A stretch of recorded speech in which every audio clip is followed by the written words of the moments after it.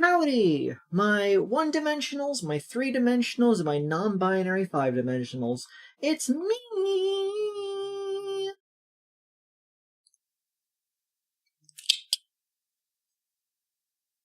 Kreed.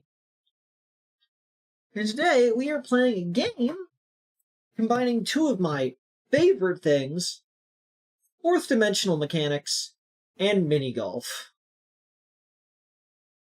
Both are wonderful ways to bend the mind and experience tortures beyond all things imaginable. But today, I am, as I often am, joined by my most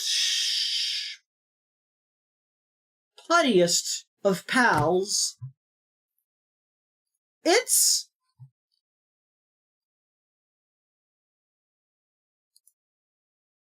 Mako is muted right now, so Mako will not be saying. Okay. No.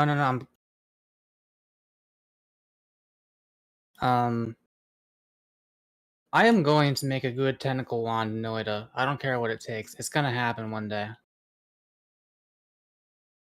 I have a pretty decent run. I have perk lottery and edit everywhere and unlimited spells. That's actually that's the dream right there. I made it to the end of the main levels. Maybe everyone who does not know what Noida is really is proud of you. They don't understand. They don't know what you're talking about. Anyways, the music you heard that was at the start was Ein klein Nachtmusik by a little artist called Mozart, but it was made 8D instead of the regular 2D, I guess. You're gonna have to explain to me what the fuck 8D means, and I'm gonna explain to you why it's meaningless in whatever context you're describing it. 8D seems to be the go-to word for we are making the instruments constantly moving around you, so it seems like they are actually like in a 3D space circling you. Yeah, it's like the cheapest effect ever, and they're like, it's 8-dimensional. I heard one that was Feel Good Inc. that did it pretty nicely because of how the different instruments sounded. They did feel like there was a verticality to them as well, which I found interesting. That's literally just like I know it's an illusion, but at the same time, no, that's like 3-dimensional audio, if anything. Well, yeah, or maybe just like 2-dimensional, honestly. Like audio on headphones, audio is technically 1-dimensional. In your actual ears, audio is 2-dimensional. There's 2 ears. But on headphones, there's only 2 exact spots they can come out of. Okay, fair. But, like, they're trying their best to make an illusion of something, because, like, in real life, the reason that audio seems to come from different locations is because your brain is running a ton of calculations to figure out where exactly that noise is hitting, and trying to pinpoint the general idea of where it is. Like, you are having a harder time telling things that are, above versus below you, but you can tell very easily what things are to your right or to your left, or in front of you, or behind you.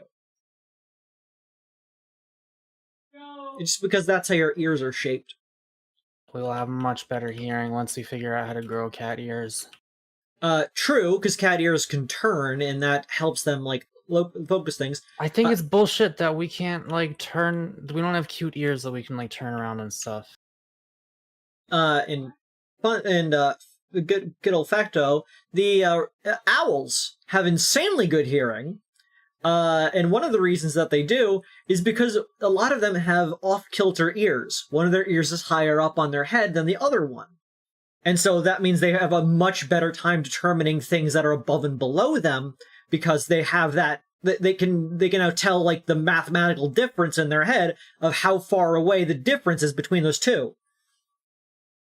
So ideally, both of our ears should be either reorientable or in slightly different locations to each other. But because we are a very cheaply made asymmetrical being, it's gonna be a bit iffy. That's why I, for one, don't have ears. They seem complicated. I don't want them. How do you hear? Just fine, thank you. How do you smell? Good. Anyways, let's pop open this game. Which I should have done while we were shooting the breeze with the mailman. That was like 2 half SpongeBob references you just made. What?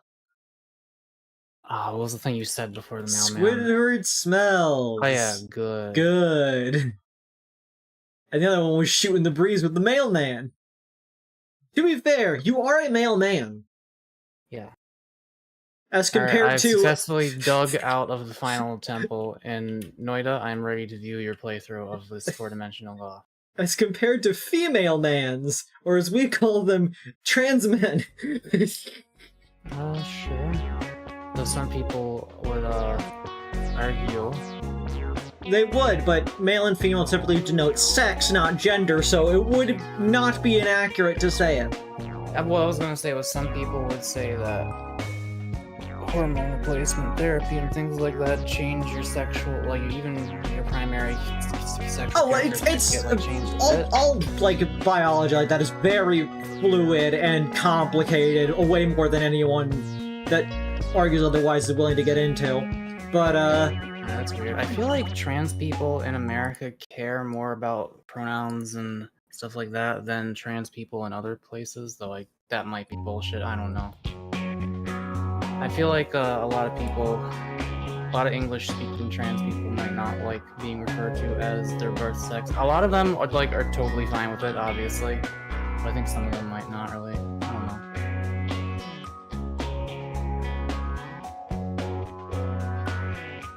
Just, going through these things. Can I see the game? Oh, yes, of course.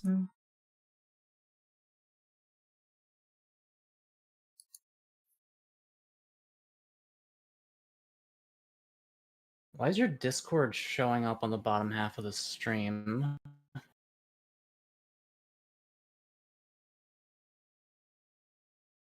What? Oh, because the fucking... You have some weird capture going on your stream. There you go. Careful. What the fuck am I hearing? What?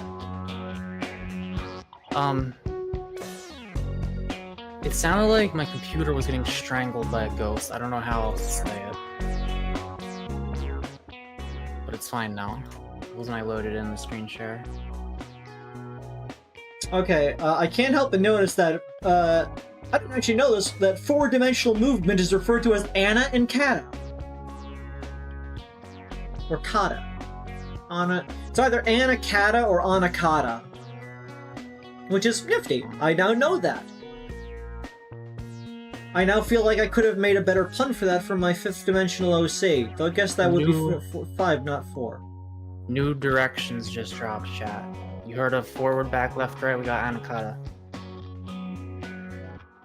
Find hole. Find ball. It's my love life, honestly. Find crystal. When I give up and decide to become a mall salesperson. A mall? What? Is selling crystals at a mall. I don't know that's where they did it. Volume view. Me when I'm... Stop ball and reset. I don't know why that one entertained me. Oh, there. Extras. Complete start tutorial to unlock.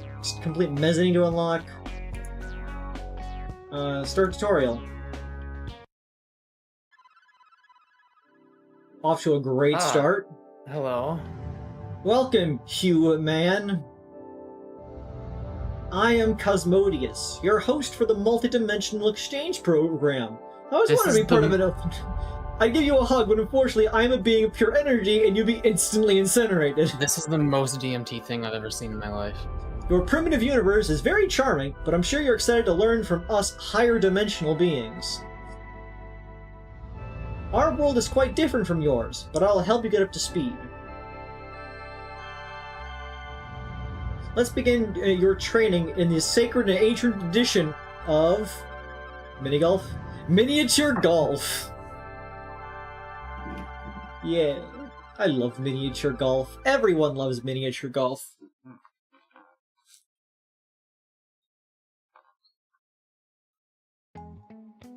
First hole. Hole 1, par 2. 140 golf. Your training will begin in a more primitive dimension. Press key to continue. Walk to the crystal for more guidance. Move around with WASD and look around with mouse. When you're ready, press spacebar to start putting and you'll be teleported to the ball. To explore again, simply start walking. Instead of a crystal, press C to find it.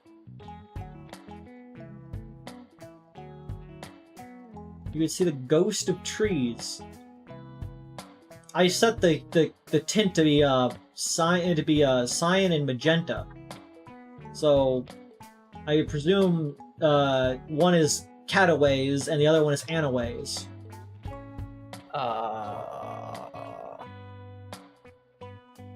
How do specific spots represent directions, though? No. Like, towards pink could be anaways, for example. But we're looking at pink from 3D. How does that make any sense? It's a ghost telling me that is what's next. Sort of like that's in the direction of cataways. I'm seeing these. How about we figure this out when you actually get the ability to do it? To putt, hold down spacebar and use mouse to hit the ball. You can also zoom in and out using the scroll wheel. A metered putting mode is also available in the settings.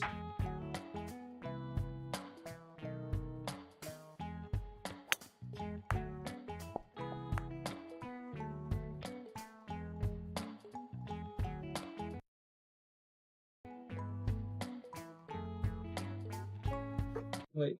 Oh, that just put me back here.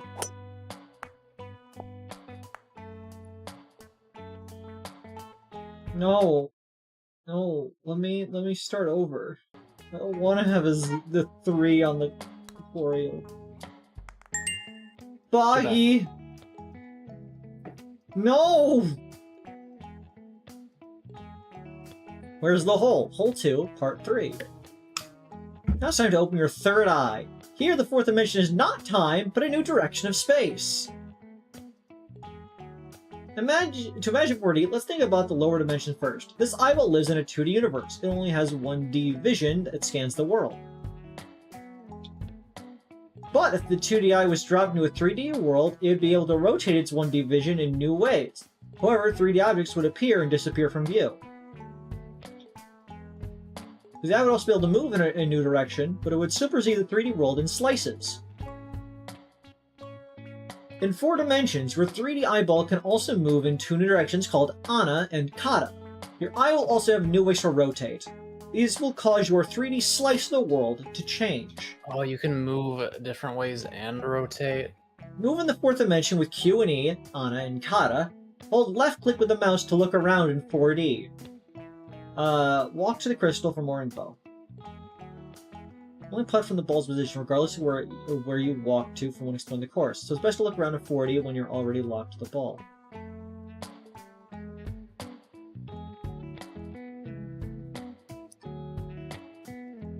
I am moving.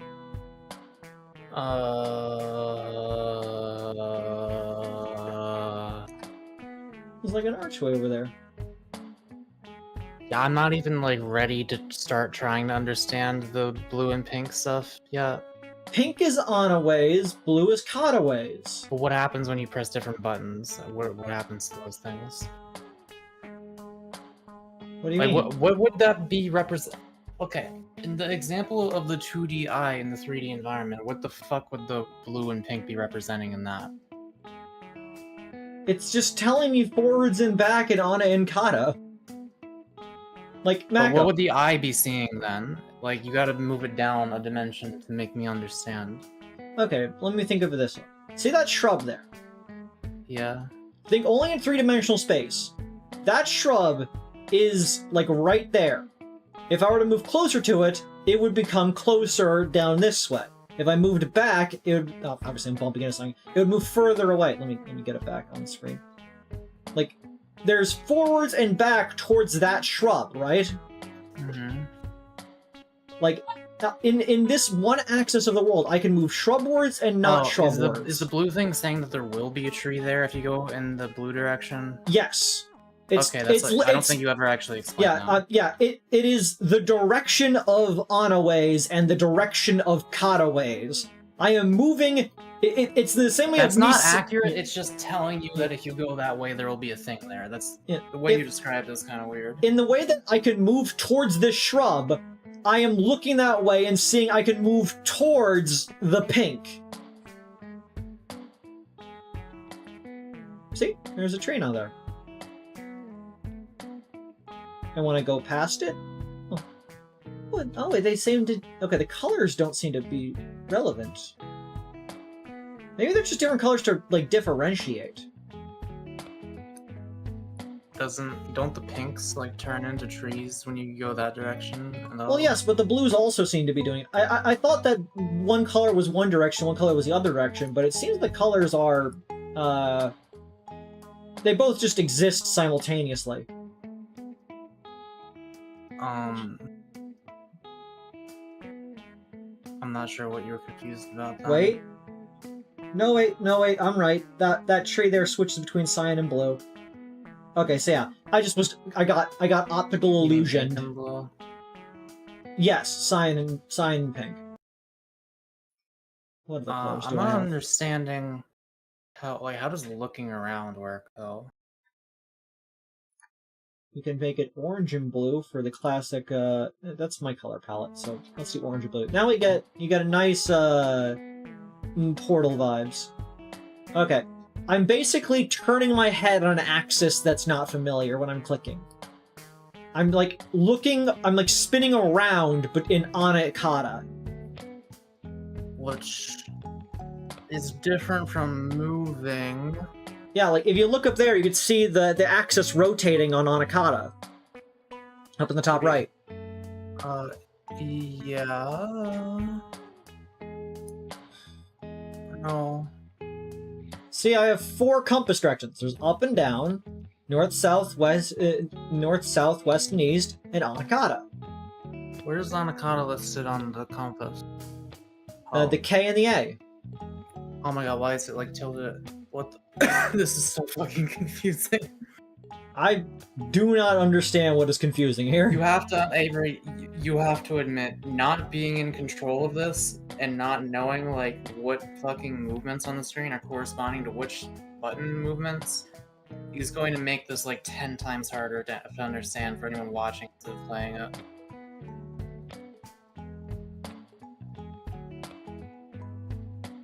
So, the hole... So like, okay. When you... Is it basically like if you just move, there's a decent chance that...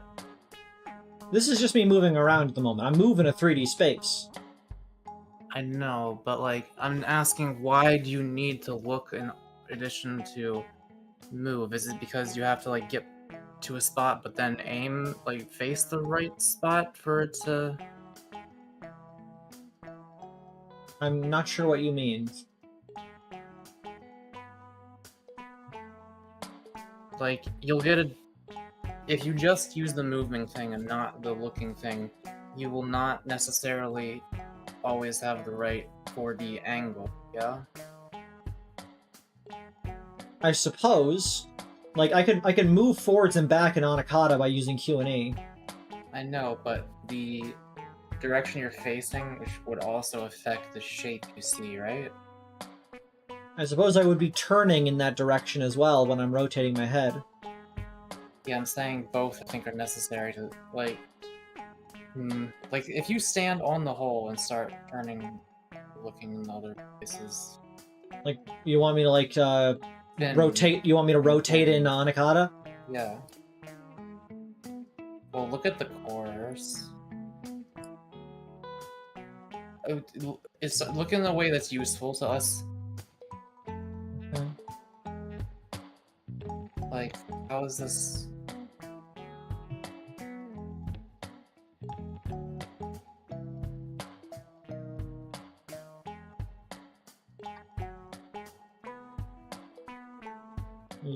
You were just like spinning that whole time? Hey, look! The course is now there. Yeah, so...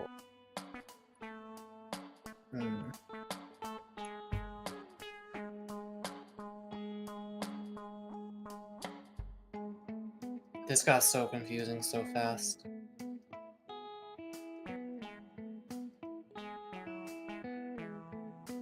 You just need to rotate in the direction that the ball's in. Yeah, like if you're standing on the hole while you're rotating, the hole stays there, yeah? Yeah, because I'm more or less in the same position. I'm just looking around it. Okay, so when there's like a thing you want to keep, you stand on there before you look around, I guess. Yes. Or otherwise you're gonna lose track of it. You can also move forwards and back through that.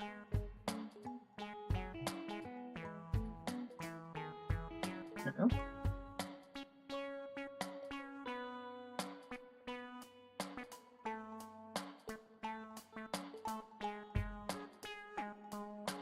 Accidentally shift it around a little bit.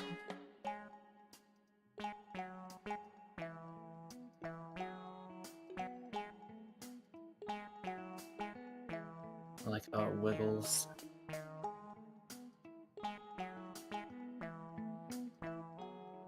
Do you have to approach the orange? Oh, okay. What is that orange thing standing in the middle there? That's the crystal that gives me the tutorial. Oh. This is a fairly basic concept, Mako. You're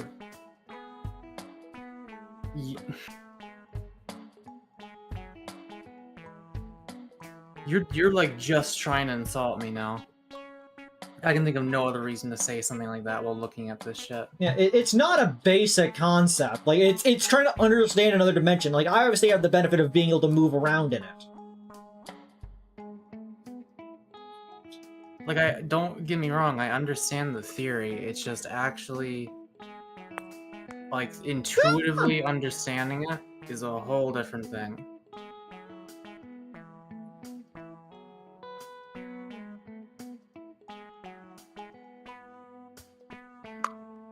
I understand higher dimensions, okay? I've done psychedelics. I've just, looking at this is a little confusing.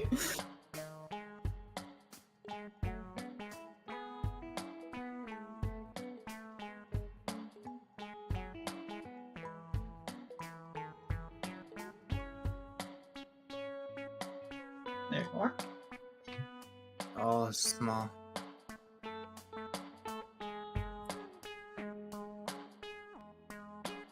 There's like no reason you shouldn't be able to see both of these, right? You're not directly on top of the hole. Stand directly on top of it. And then find the ball. Are you, does it matter, like, when you're looking up and down as well, or... while holding left click? Well, no, because I'm turning on an axis when I'm doing this. It's like when you're holding left click, going up and down doesn't do anything different. That just does that. Like, these are two different directions. I'm rotating. So you do have two different... Okay. I'm looking... This is looking up and down, more or less, and this is looking left and right. Yeah, so look at the ball, and you might have to do both together. I know, that's what I'm doing. I've been using these multiple directions. You've not explained, like, anything. Oh, sorry.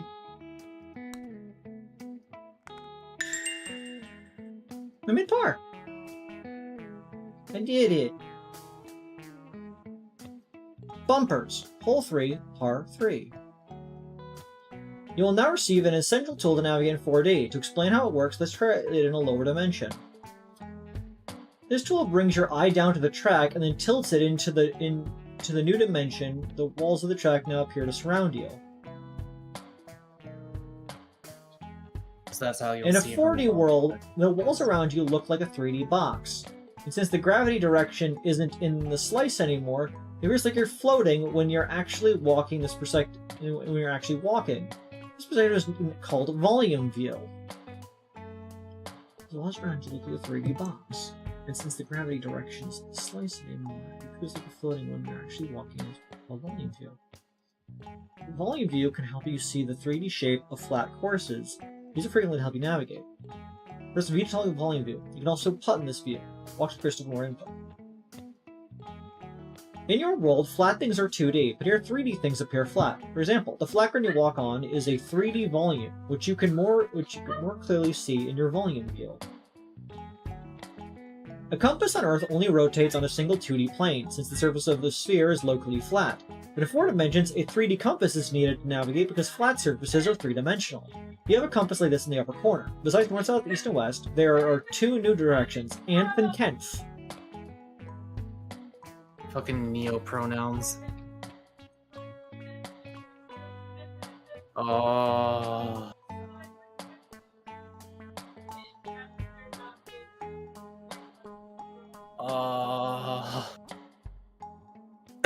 Okay.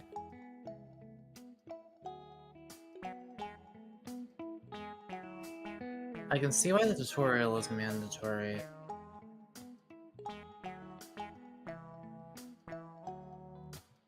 So these walls are corresponding to the walls on the outside of the green? Yes, yeah. I love this.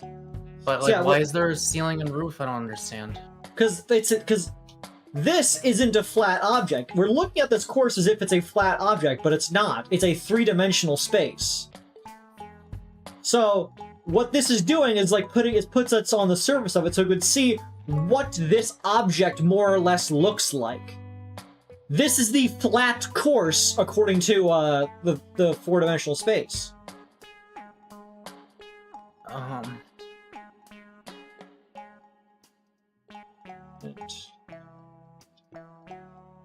So like, what is different about the default view that you now know because of what you just saw there? Because now it lets me see all of the directions that actually it can be going in. So there's like hidden tunnel, there's like wormholes basically? Or... sorta. They're just directions that are harder to see because we're in, so yeah, it's a new direction to get to the same place. You like taking a shortcut? It's just like giving us a new perspective of the object.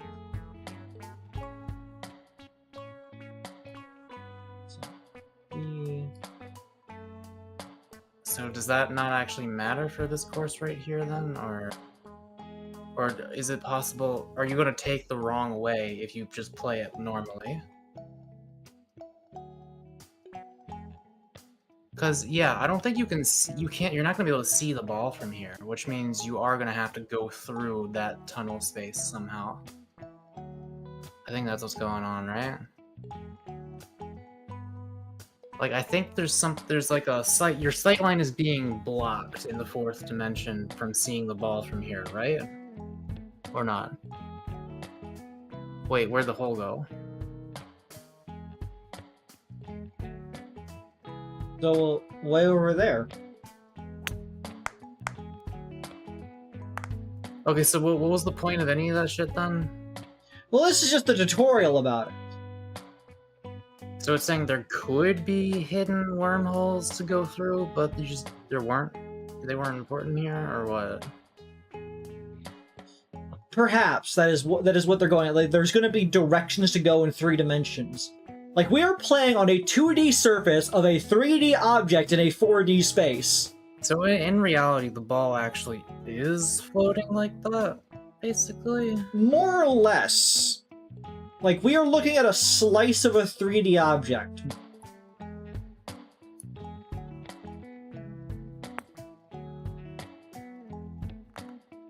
It's just weird to say that this is a 2D slice of a 3D object when this itself has raised walls. I'm not really... Not just demonstrating to you the thing is simple slopes. Have you wondered what all those ghostly shadows are? What ghostly shadow? Even when objects aren't visible in your slice, their ghosts are still projected into it. It's like a 6th sense for the 4th dimension. Oh, the orange and blue. It's letting you know where things are even if you can't actually touch them.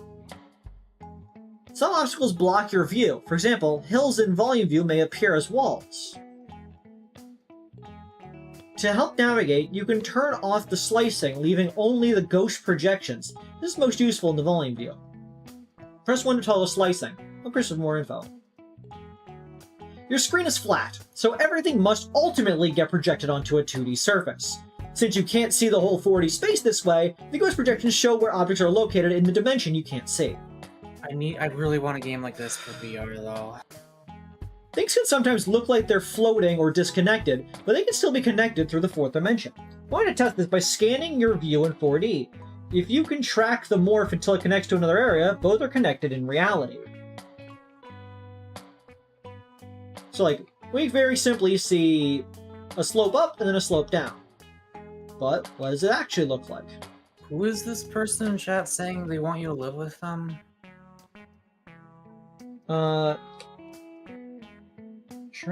Hey, I know you can see me, you dumb listen up streamer, you're dumb, I don't care, you're stupid.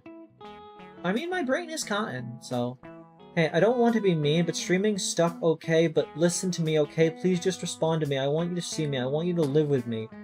I kind of prefer where I'm living currently, actually.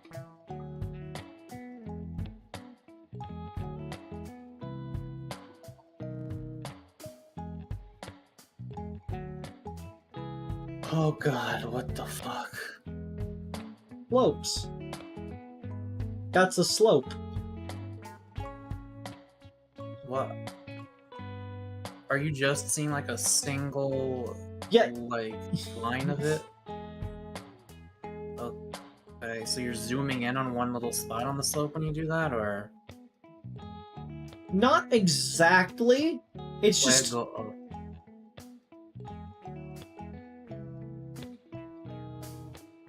What the f... Yeah, so this is toggling slicing. So this is the actual, like, 3-dimensional space from the ball to the hole. But there are... there are slopes and whatnot that kind of impede the way across, and they appear in this form as walls and gaps. Because if you're on a slope, obviously in one direction is going to be the ground to your like immediate right, and your immediate left will be open air. Because on a slope, if you're right here, the right, there's immediately ground, immediately open air. So I still don't from understand that, why there's like a ceiling when you go into the thing. Because if for whatever reason the ball like went up, eventually it would hit a ceiling in a different dimension. That's what that's depicting. So if you hit a ball straight up, it will just bounce back down on the course because there's a thing up there you can't see? It would move across the 4th dimension and bump into the ceiling, presumably. Yeah, but why is there a ceiling at all? To prevent you from knocking the ball outside of the course. It's basically just this little bumper, but on all sides. I assume it'll become more important later. Things like, what was originally just seemed like a simple up and down, we can now see there's technically another slope here, which is going to make things slightly more complicated. And look, you could even see the other wall of the slope getting closer as it reaches the top of the slope, and then we go back down the slope, and then we're down where the ball is. Slope, slope, and then there's the hole. The hole is across multiple slopes. What appeared to just be 2 is in fact something a little bit more complicated than that.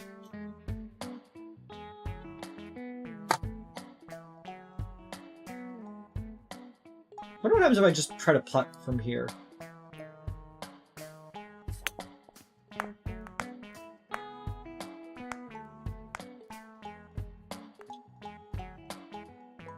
Ooh, that's fun. So this is what it looks like when you have slicing off, but also not in volume view. So like, you can see there's the orange in one direction, the orange like part of the track, and then the blue part of the track in the other. So okay, and we're at the midpoint of it. So if you were to hit it past that orange wall, you would lose track of it from the orange spot. if you started hitting it towards this orange wall, it would start moving along the fourth dimension into that direction, whichever way that ends up going. Oh yeah, wait, where does the blue path go then? To the left. No, turn around. They're both just, they both lead up here, just one slope, the blue slope leads you up here, while the orange one leads you to what appears to be a drop-off. Can you go back out and then look at the orange and compare to the blue in the real world? In the regular world? Because right now you're in between the... Yeah.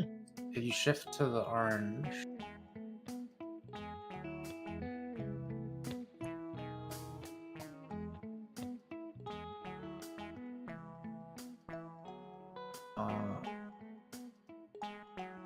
Yeah, and then what is the blue course? So there's basically two different courses here. There's orange and blue, or... No, they're not different courses. They're just different, like... See what the blue looks like.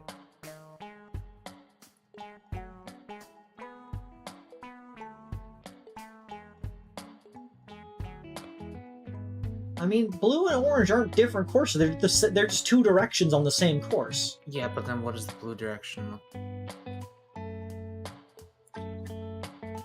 So is that an alternate hole you can go to, or? No, there's only one hole. There's just two different ways you could turn. Then where does this go?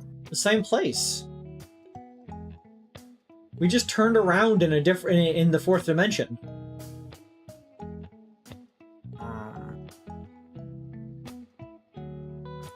There's our ball over there. We use Q and E. The hole is right there. And this, you're standing on the same spot you were on back when you had an orange and you went to the end of it? Yeah. Okay. It just... It splits off into the orange and blue path and then reconvenes, basically, or...? Nope. They're the same exact pathway.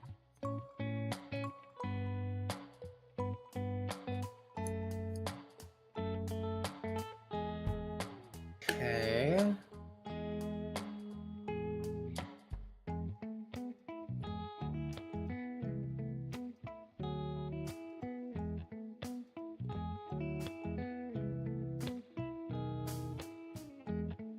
Give me the ball. It should be around... There it is. There you are.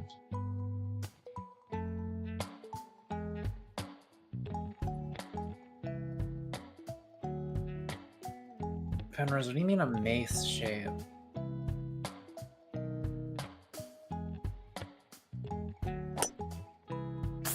Ah! I thought you were completely encased. How'd that happen? Because I went over the border. But when you look at the real view, you see that it's in a tunnel. Well, that's not the real view. That's a projection of the 3D shape. The ball is obeying what it currently has access to. What is the fucking point of the volume view, then? To be able to see what the actual shape of the area is. Oh, so what does this course look like, then? The course... Get back out a little bit. It is shaped. You go this way, that way, and that way. It's one tunnel with two turns in it. There's the start, there's the end. And there's our ball. I don't think I'm ever gonna start to understand this game. Yeah, it's complicated. And look at all of those weird shapes out there. Like that thing. What the hell's going on there? Oh, that's the arch. Those balls are like the rocks and trees and whatnot.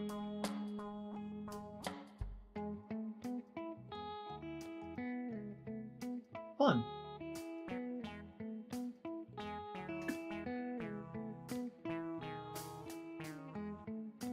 The thing of the blue and orange is two parallel lines, but one's higher / farther than the other.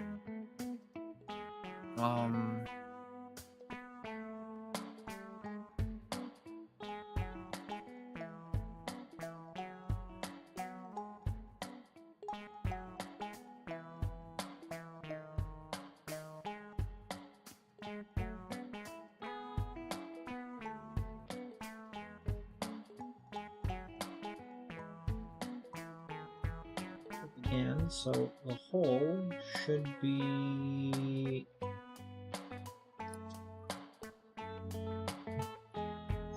there. So I just need to work backwards to where the ball is. Rotate in that ways, and...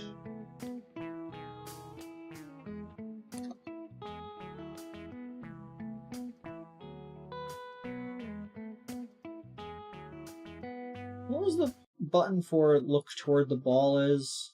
Key mapping. Find ball. B. I don't have access to that button yet.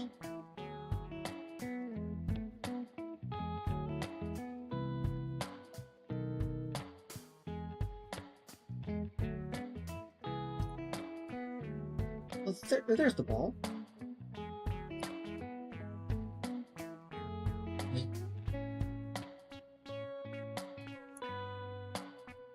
Okay, now we get over back to the hole.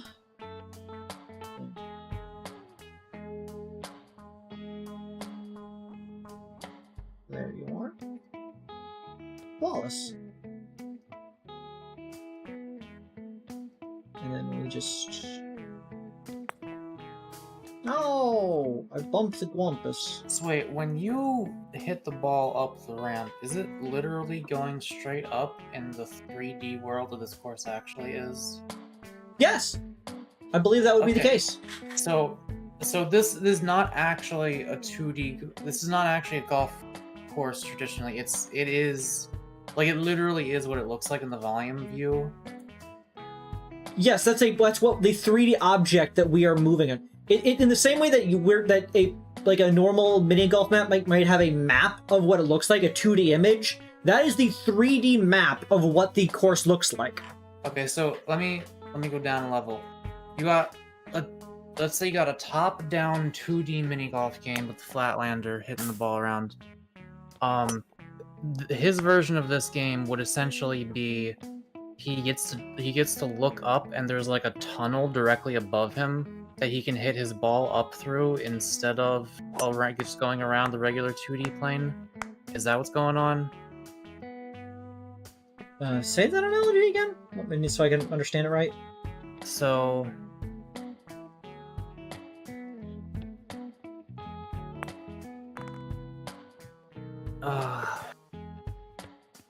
Damn, that fucked up that one hard. So a two-dimensional golfer regularly hits things around on what we would imagine a regular mini golf course to be, basically. Like one that doesn't have any ramps on it. It's just a flat thing. Yes. And he hits it around. And his version of this game would be suddenly he's able to like hit it up or down. Yes. The idea that there is now a ramp. Gravity's being ignored, essentially. Like... And so, like, he's playing using, like, all of a sudden, the fact that he is able to hit it in the new direction dictates that... Oh, fuck, hang on a second, no. I'm just trying to,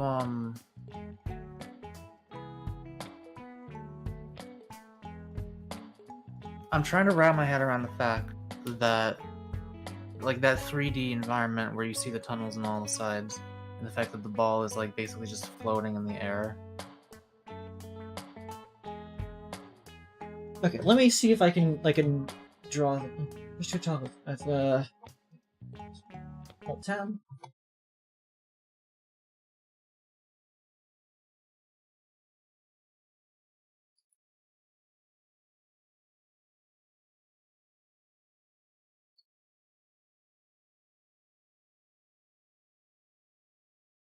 Second, paint is loading up. Okay.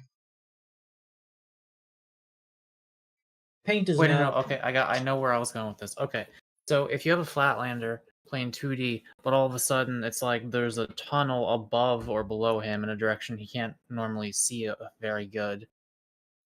He can turn around and see slices of it. This now necessitates that, like, he is he's suddenly able to. His ball is going to be basically floating because suddenly he needs to be able to make it go up or down without like sliding around or whatever. And well, okay, no, to like rather he's still playing in 2D, but now it's like wait, no, hang on.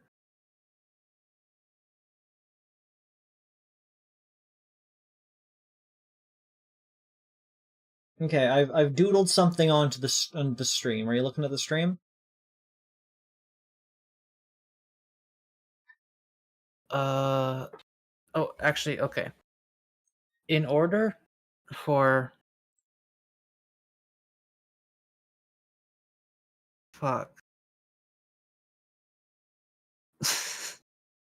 Okay.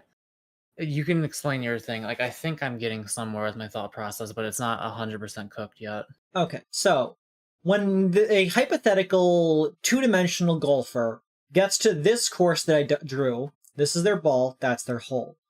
They see this sort of U-shape and can understand that they can get their ball by going like that way and then down here, and they've nailed it. But what they don't know is that the map is actually three-dimensional. There is a ramp that goes right here, up, and then down. Like this, it's kind of hard because I'm drawing on a picture, but like this, it goes up and then down. Yeah, they would only see the very bottom slice of that ramp. They would know. They might notice that there's a there might not be a border here on the track, but from their perspective, they can't see this. It's in a direction that is not present to them. It's up, which is, that's new to them. They would need to shift their perspective, and they would, as they shifted, all they would see suddenly would go from this whole thing to being just like that and that, or maybe as they move up closer, that and that, until they reach the very top, which is just that. And then as they go back down, it would shift the other way around. They can only ever see a slice of this object. But we have the volume view. What they would see would be more of an area view, which even though we could see it like this, they could, to give them a better understanding, they would basically get a top-down, which shows that from the top-down view, the map has an extra pathway right here. Even though they can't see it when they enter the 2D view, they could see there should be another route that connects from here to there, making this map circular and not like that. Wait, what is this view that they're using? It's that ghost view that I have that lets me see everything like a big tunnel instead. That's their comparison. They're seeing a top-down view of the map. Wait, is the ghost vision different than the regular tunnel, or? No. In the game, it's when I do this. This is when I do that. It is the same as the light green is the real thing. The dark green here is depicting what would happen if they pressed that button and got a view that would help them. They would get suddenly a 2D space they can move around in to see what the map looks like. The thing I'm trying to wrap my head around here is how gravity works between this example and the actual game. Gravity does not seem to be playing a part. Well, obviously, when you hit the ball, it's going to obey gravity as per what it's seeing, quote unquote, seeing. Gravity's not being added to the extra dimension in either case. It's not being pulled down through dimensions. It will move across dimensions, but it cannot be pulled down through them, more or less. So if it is on a platform, which in another dimension is like a hole in the ground, it's not going to fall down the hole, because where it is a flat surface. Yeah. I still don't understand why the green ground goes away when you go to the tunnel view. Why the dark one or the light one? What? Oh, you mean like the ground that it's on? Yeah, in the game. Because Okay, let me...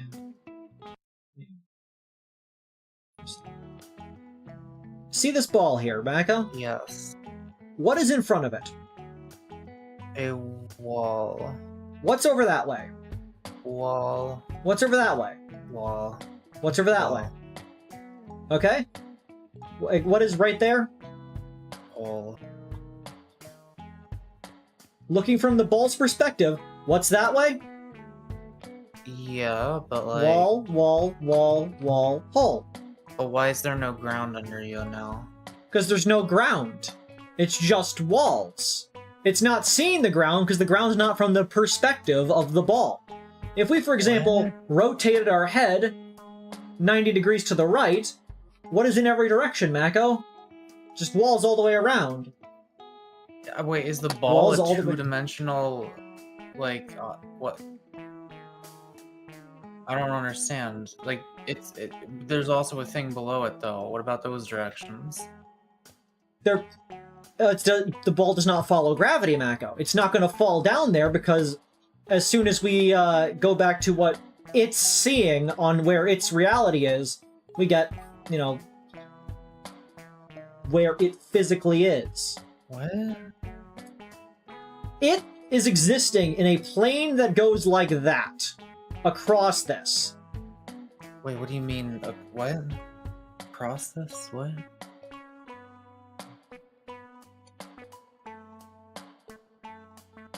When we are in this view, we could see everything around this ball. All of its borders, more or less.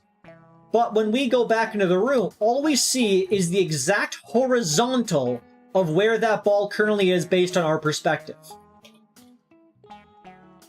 So whatever is flat to us right now is what the walls are going to look like when I get out of this perspective. Okay, well, does that mean that hole in the wall, you are only going to see that tiny corner of it, or... It looks big still. Well, yeah, it's because, like, we're technically... Oh, you're there. Yeah, so... It's a little odd, but yeah. It's based on where our perspective is, more or less, because, like, I feel like we could just move away from the ball. Oh, and so then, if you're not... Okay. And the blue shows the ball is, like, nearby, but it's in a direction which is sort of down from us. Because if you look... Because, okay. Go on. Wait. The reason is the... Okay. Is the reason that the ball is floating in that 3D space simply because it has to float through its 3D space in order to access the 4D place? Yes. Like, so it just wouldn't work if it was stuck to the ground, basically? With gravity? Pretty much.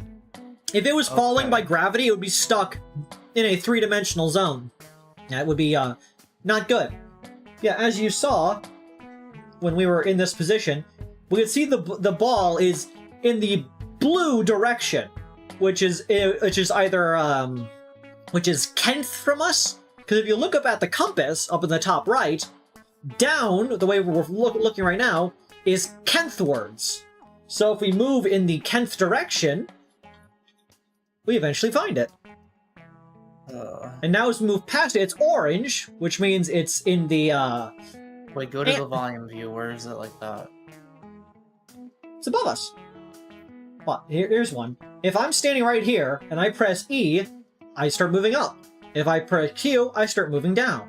Left, right, forwards, back. Oh. So... Well, so we're seeing the fourth dimension right now, or?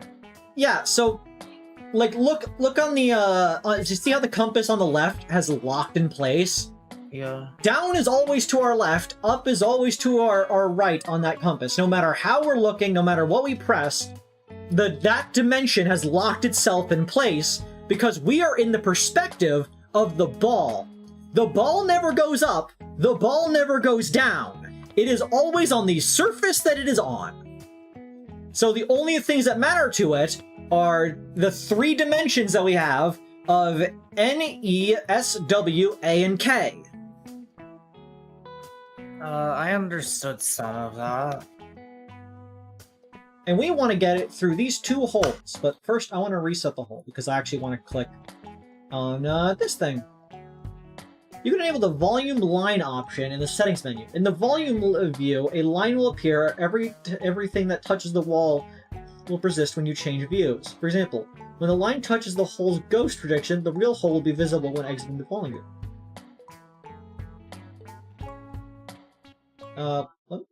Let's press... See, we turned ghost projections off, apparently. Oh, they made, like, wireframes, and they do that. Let's check that out. Volume line. Enabled. You have volume line option. The setting menu in the volume view. A line will appear. Everything that touches the line will persist when you change views. Oh yeah, this might be helpful to you. Yep, there you go. Does that help? No. It's what I was saying about, like, what's in, like, flat in front of you. So when we go back, that line will become where the course's what borders are drawn. I already knew that. That's not what confuses me. Okay. Fair enough.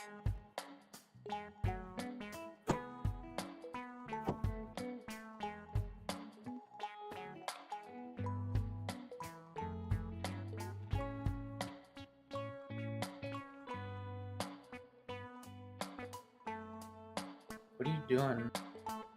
Lining up.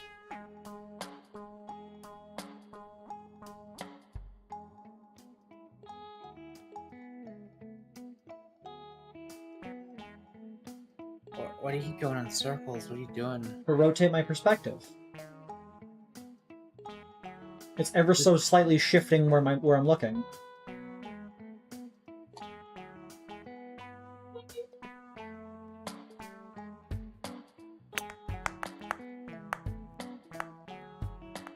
Damn.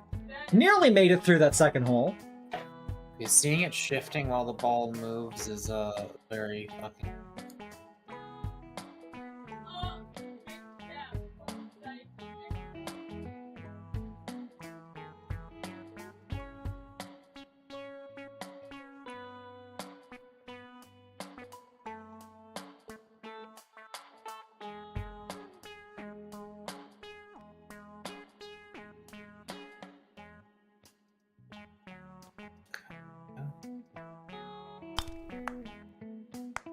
Yeah, but then why did that happen? Because I started shifting through dimensions because I bumped into a wall. My ball started rolling in a different dimension because it bumped into a wall. The ball never moves up and down. It moves in the other directions.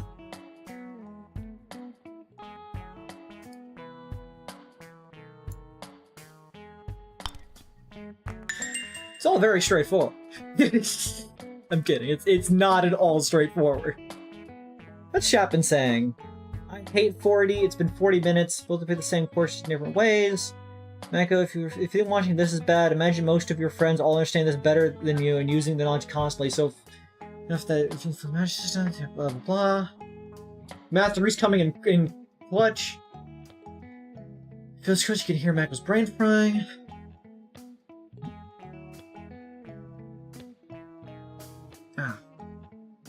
Here's one final, a very important tool. You can find a lost ball hole instantly, so you don't always need to search for it. H to find hole, B to find ball. Watch crystals for more info. It's easy to reverse your compass with east and west swapped, so a right turn can become a left turn. In fact, there's no way to tell a left shoe from a right shoe if it can just be rotated through the fourth dimension. Real 4D shoes need differences in all four dimensions to be distinguishable. What? When a wall is angled in 4D, walking into it can cause you to slide into the fourth dimension. It's easy to see why this happens in the volume view. There's H to B, ball. H, hole. That's fun.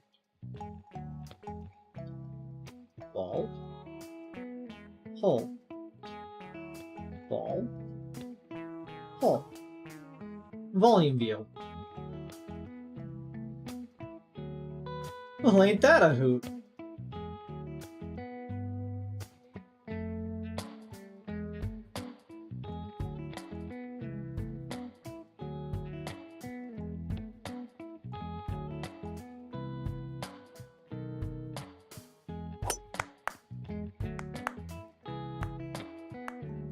Oh god. We only made it. I don't know how you did that. Ah, so close to getting birdie. But I understand that all the walls were curved. All I needed to do was slam into them and I'd roll around them. Yeah, but like you bounced off back the way you came, but then there was another thing to bounce, so you didn't go backwards. Yeah. That's what confused me. If you had a bad putt, you can reset the ball while still rolling using R, but it will still count against your score. Did you know there's different compass styles to choose from in the settings menu? The isoclinic compass shows the directions on the rim, just like a handheld compass.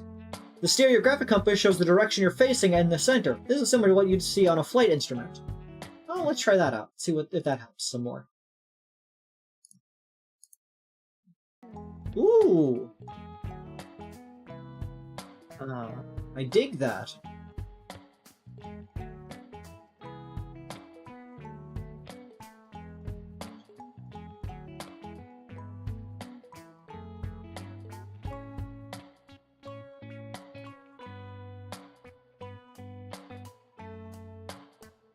Easy as ball, hole, wall, volume.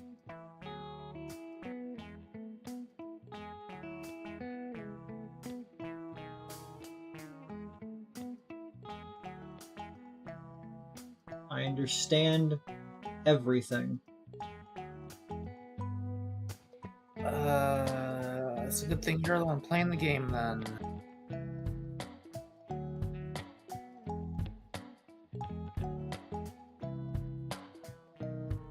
Damn, I haven't had a ring pop in years.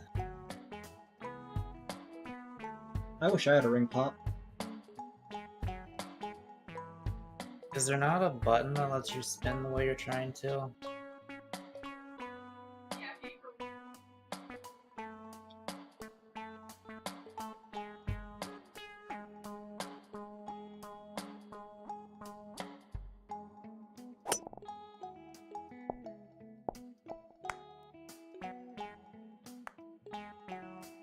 Okay, but, like, there does appear to be gravity in the 3D place. I don't understand at all. Like, what? How is it possible to go out of bounds like this?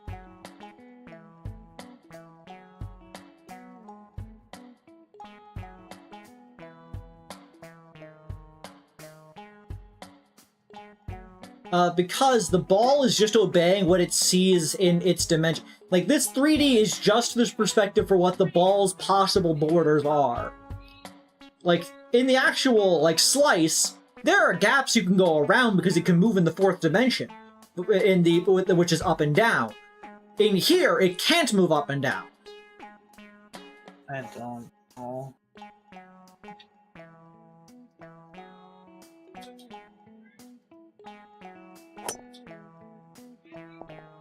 Wait, are you saying the verticalness of this view represents the 4D directions? Yeah, the fact we can look up and down in this one is the fourth dimension. Oh, so when you're going out of bounds, you're not actually going out of bounds in 3D, but in 4D? Yeah, pretty much. Okay, yeah, you see, there's so many very important details about this game that are not Birdie! that intuitive.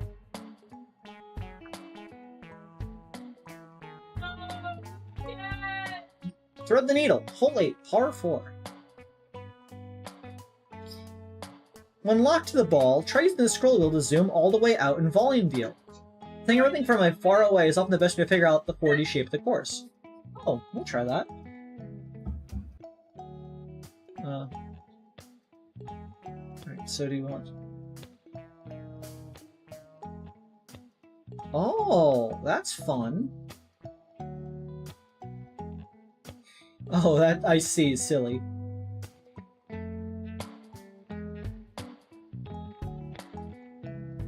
So if we do it like that,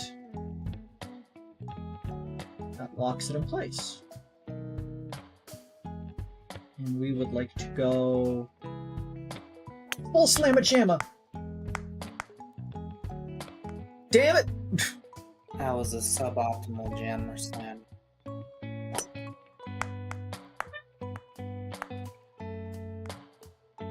I'm never gonna get into the pro tournaments now!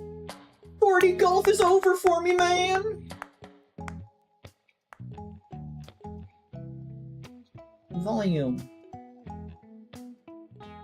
Okay, I think I'm starting to get it. So you knew it would bounce up through that space. Yes! No! No! No!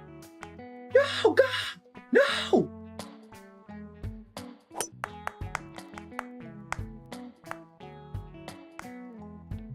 But wait, then why does this course not look more vertical? Because it's not. Because in this view, that up and down is not up and down. It's N and K, A and K. There is no up and down in here. I forget what I asked. You asked why it doesn't look more vertical. Because there is no verticality to it. It doesn't go up and down. It doesn't go up and down. You said that vertical here represented the fourth dimension. And yes. That's how you can go out of bounds. Yeah. How the fuck? Okay, so gravity is in the fourth dimension then, or? Yes, gravity is in the fourth dimension. It seems. But then, again, like then why is this course not vertical? Because it doesn't need any. Sometimes courses are flat, Mako. Tilt at windmills. More information. Use ghost color in the settings menu to indicate if a ghost projection is above or below your slice. A warm color means you should rotate up in 4D, Anna, to find the object, and a cool color means you should rotate down, Kata. I see. But when all projections are the same color, it can be hard to tell which objects are which, and the whole can be hard to find. You can replay this tutorial at any time. You'll find it under the extras in the main menu. So, we can see that there's our little hole is by there, but I presume... So why is up and down on its own thing instead of anakata being its own thing? Because it's easier for you to understand when you switch back to this mode.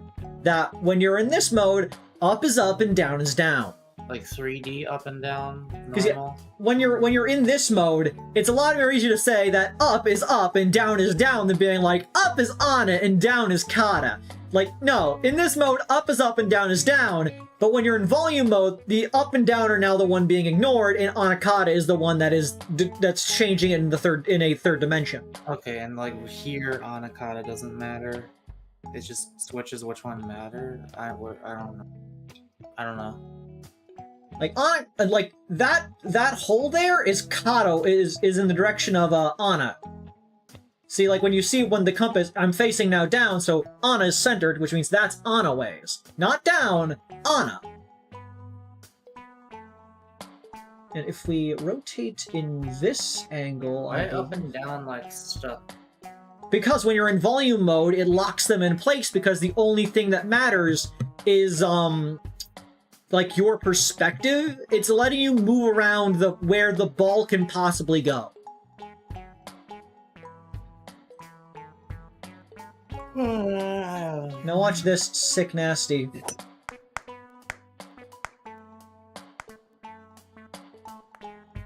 So weird.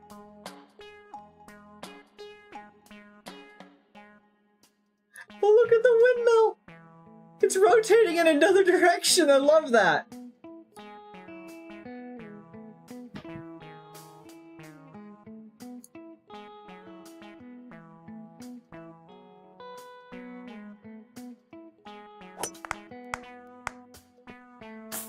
Huh. I accidentally tapped it! Fuck.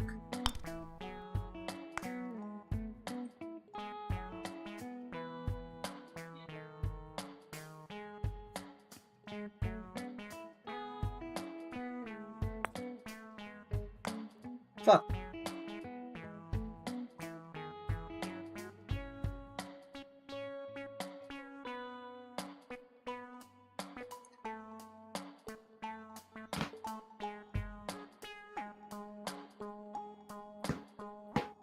What does this look like in here? That's fun. Yeah, I guess that does make sense. How do you get him? Skibidi-bidi. Beep-bidi-bidi. There we go.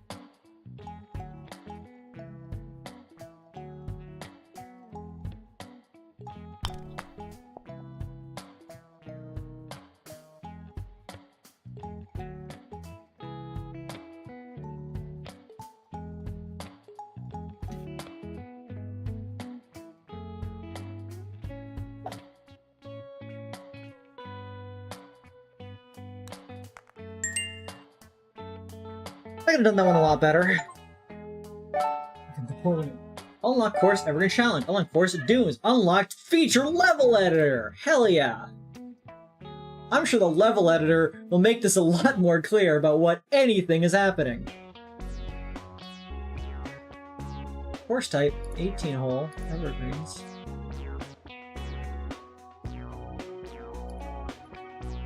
Let's do Evergreens. I think that's the course I just played, but let's do it. Player 1 customize. Color. Okay.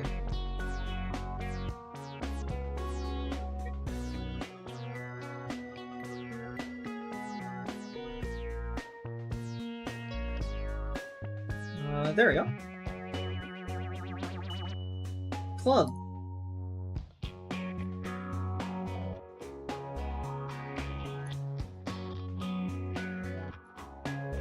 There we go.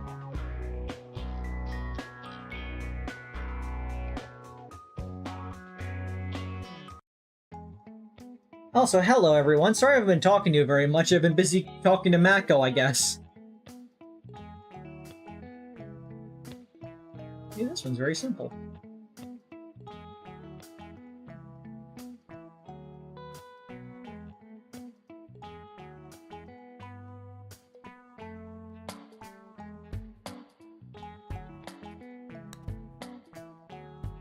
God damn it, Mako! Yeah. Letting me down, Mako!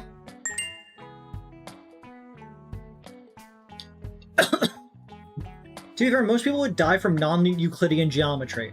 That is fair.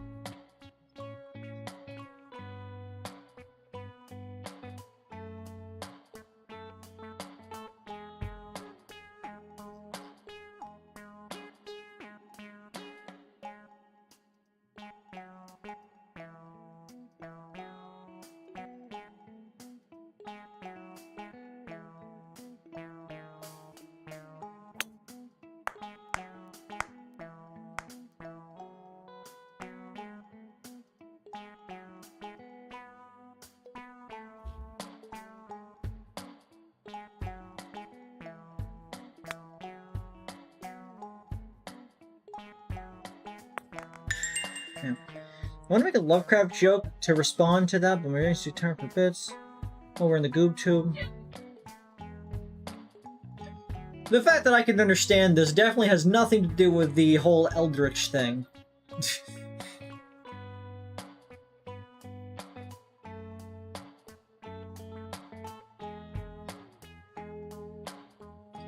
Yeah, see, that's the trick on this one, Mako. You think like, oh, this bumper will put you over to get you over to this hole, right? Because like you want to bump into the bumpers usually. But if you look in the third dimension, this bumper will 100% knock you downwards instead. Oh. Oh.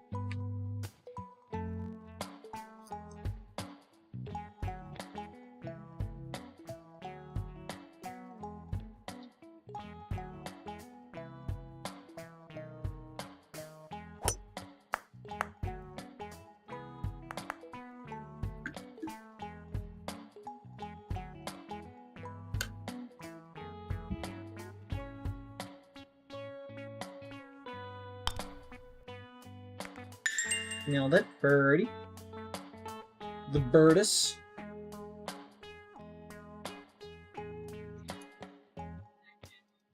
Okay. Trample slope.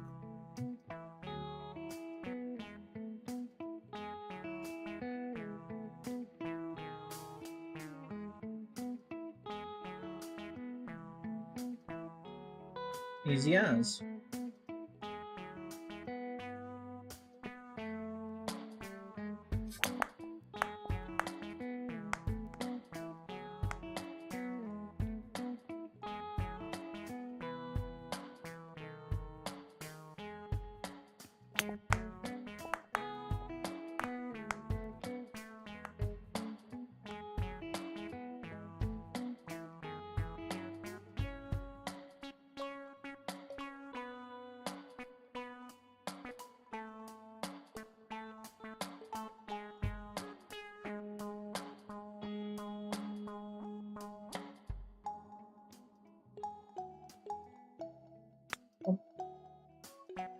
Oh, you bitch. You fuck. Par! I'm so good at this game! And now I'm hit!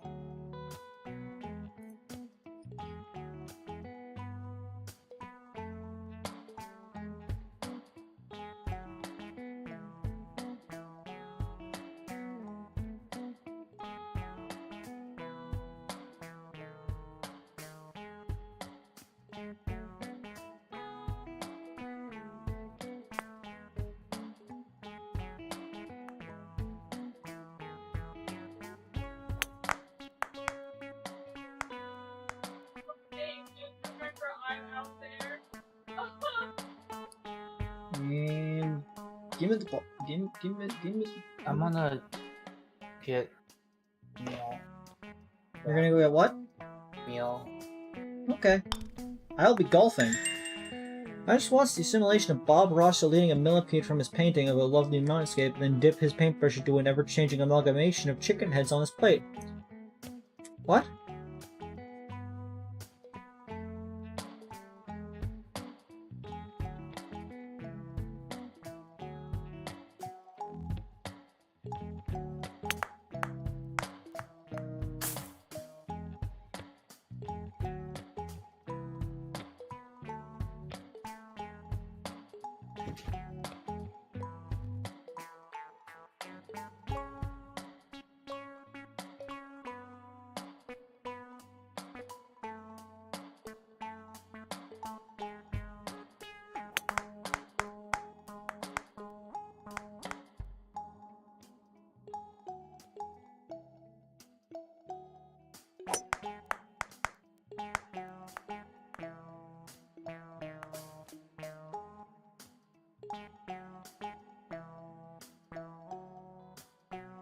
Easy ends.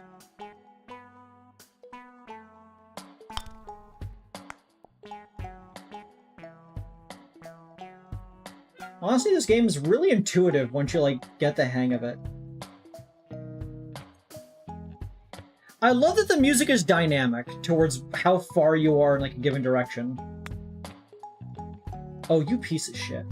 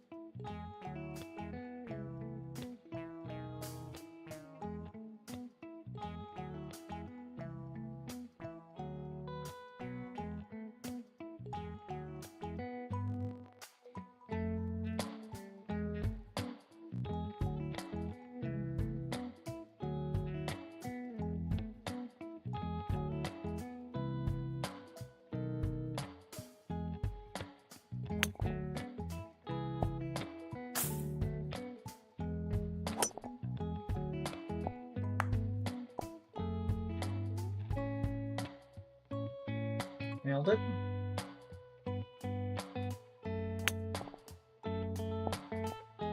And dink.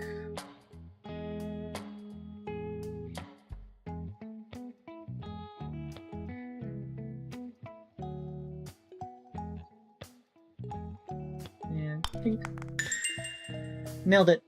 This game's really good to peel to peel like 5e chess and multiple versus time travel. I still need to play that game. It looks like so much fun.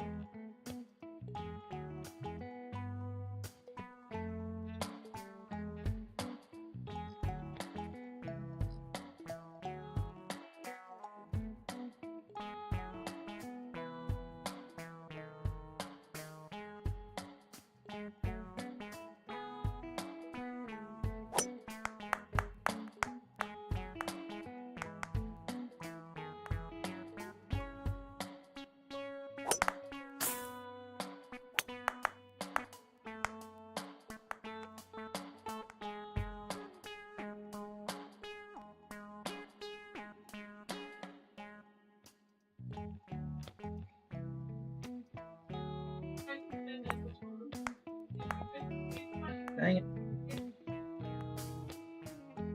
So, like, I was thinking earlier.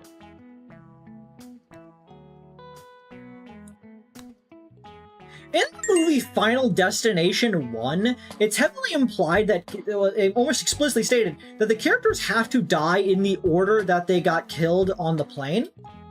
Like, that's like the big, like, reveal understanding by the end of it, is that it goes in the order of how far they were from the explosion. Which implies that Death is either incapable or unwilling to kill people outside of the order unless they manage to negate it, which shows a level of already impotence in their ability.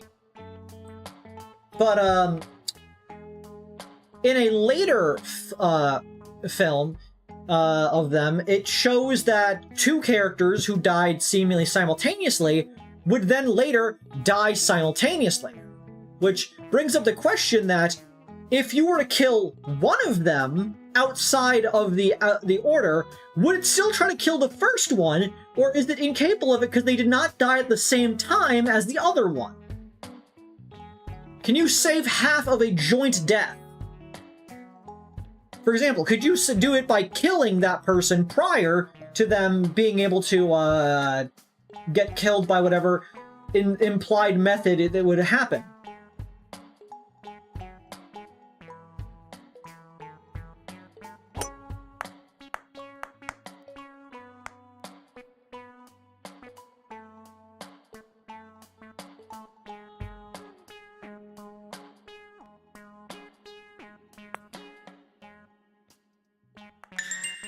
Eagle!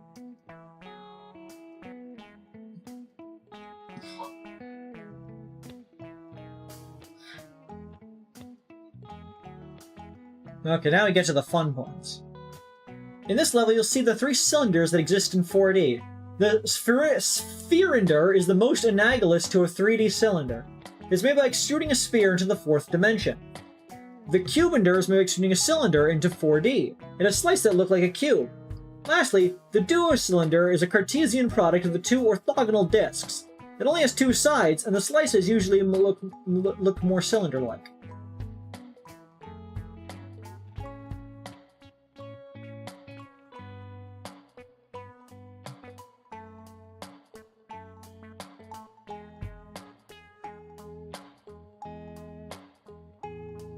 I see.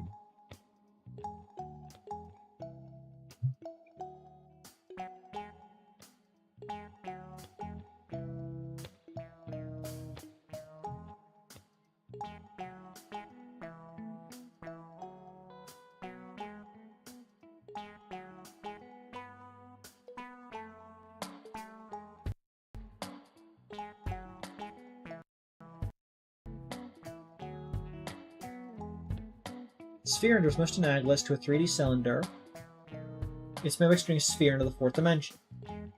So yeah, when we looked at that one, it's a sphere, but it obviously continues along another direction. It's a bunch of cylinders that make a sphere.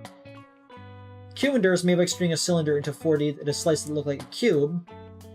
And lastly, yeah, because you'd be looking at that from the side. And lastly, duocylinder is a Cartesian product of the two orthogonal discs. It only has two sides, and the slices look more cylinder-like. I see.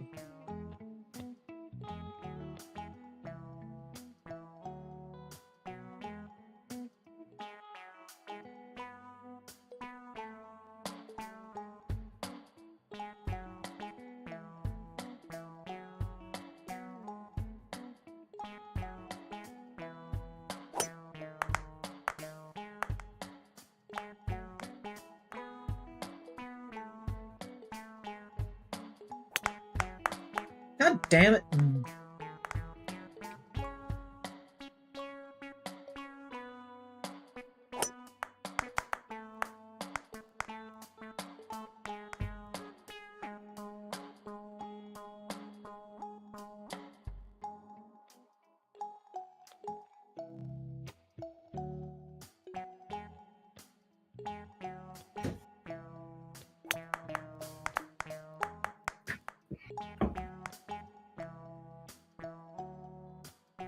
No. Welcome back.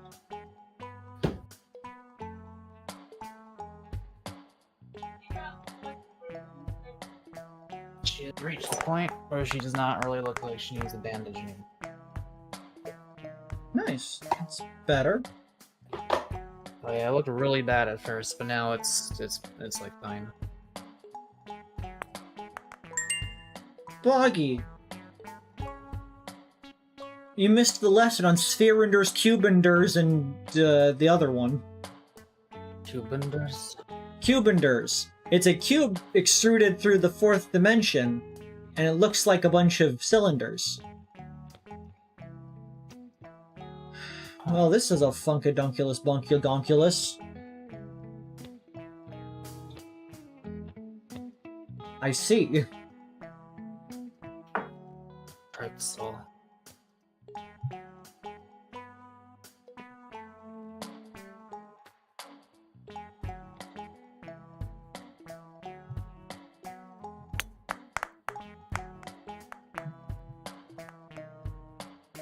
I'm just gonna stare at the pretty geometry shifting.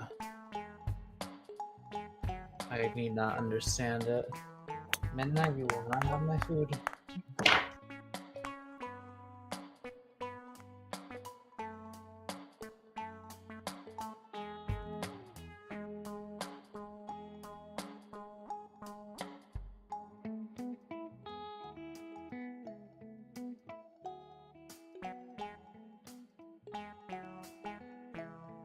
You can just enjoy it as it shifts. Oof, nearly had it. Oh, I saw that video years ago, Penrose, don't worry. I was messing around with, like, creepy nightmare AI generation back during the Google Deep Dream days when that stuff was new. I have no intention to Staircase. watch deeply artificial trees. Staircase. I really, honestly, like, I miss that era. It was only for a few years, back when AI art was, like, just getting started, and it was, like, completely terrible and nightmarish. Does anyone know an ethical way to, like, get that? Like, I want to make really fucked up looking AI generations, but people don't really like when you use AI art for anything in general these days. But, like, I don't know how else to get... There was just, like, such a look that you were capable of getting where it was just like, Jesus Christ, that is so horrifying. Like, Deep Dream? I'm talking about, like... Have you ever generated a human in an AI image generator, like, kind of back in the early days especially? And, like, just way too many fingers, the face sometimes just, there were, like, it was just, like, flesh, just, like, in the wrong order, just flesh in the wrong configurations. I want to be able to generate pictures like that, but I don't want people to complain when I do it.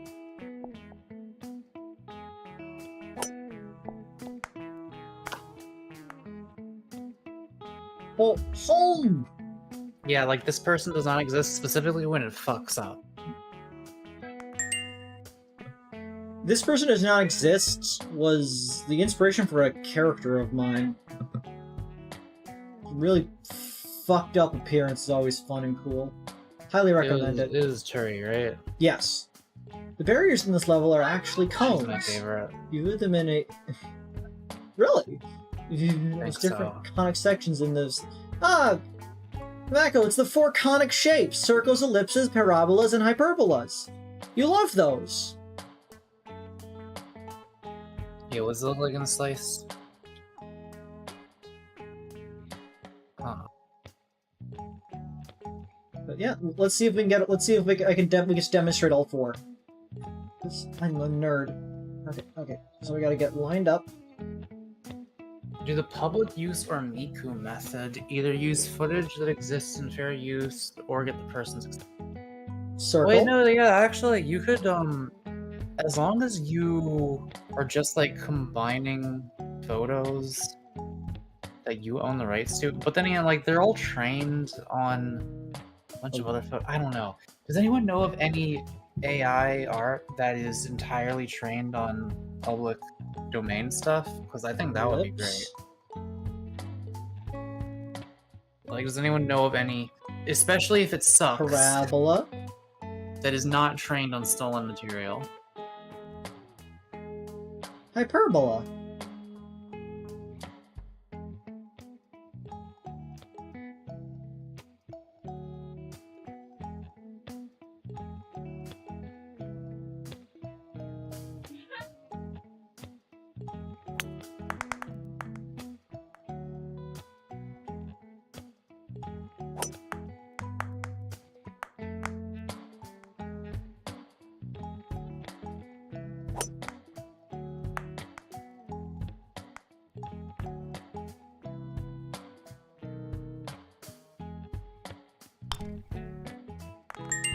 Buggy.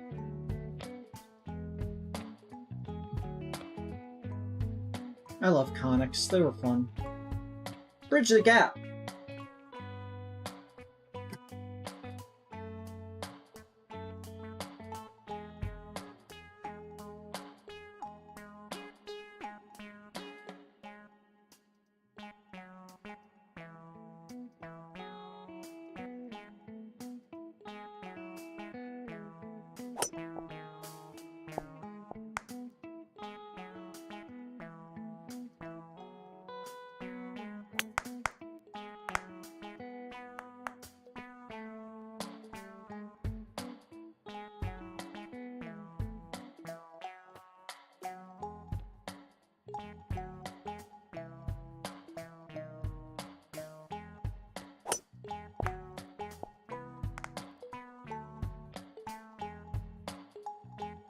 Reveal to me your secrets!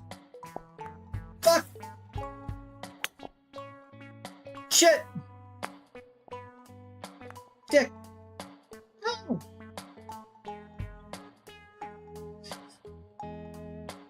I love seeing the ramp just disappear. It deprives me of my wants. You bitch. The hole disappearing before my very eyes.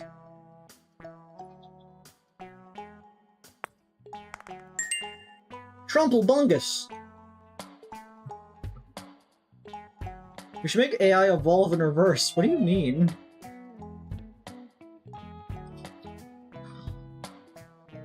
Also, specifically, it wasn't this person does not exist, it was specifically this waifu does not exist. This one is just shapes.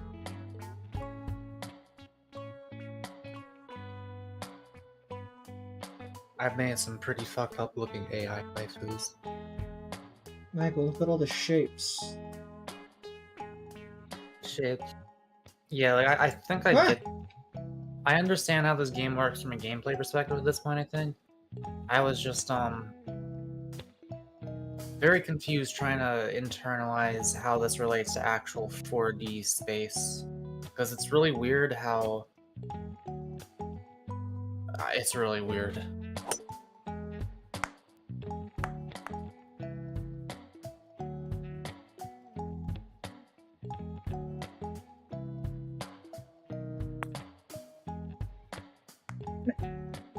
I nearly had the Burtis!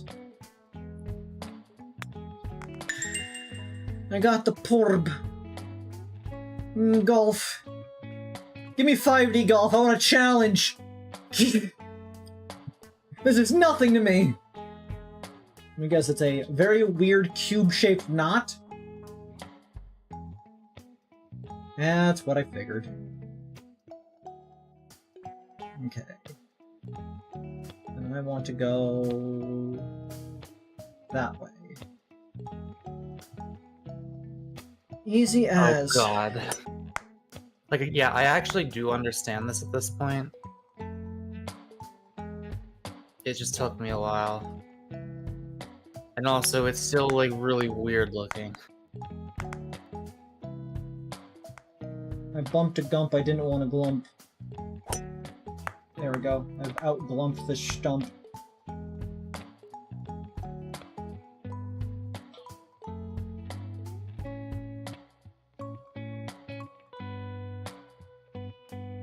Like, this right here, specifically, the red slice, and understanding how that relates to the other view, it kind of made it all click for me.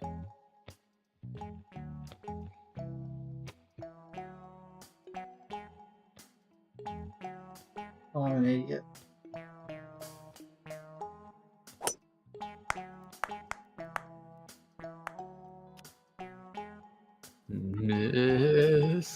Mr. Freeman.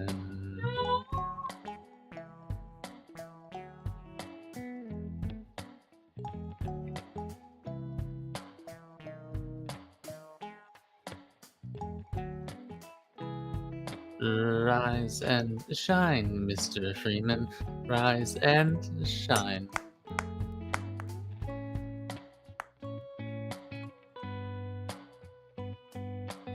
Not that I want to fuck. Not I to always- I imply never you've been remember sleeping on the job. No one's more deserving of a rest, and all the effort in the world would have gone to waste were it not. Well, let's just say your time has come again.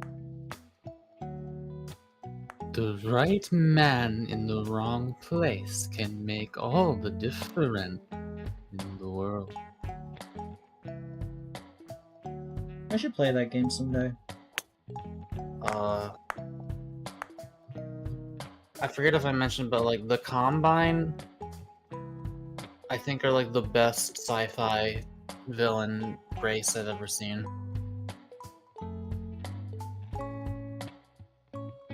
Did I tell you anything about them, or do you know anything about them, or I know about the Combine in, like, general, I think. like do you know why they're called the Combine? Because they combine a bunch of races? Yeah.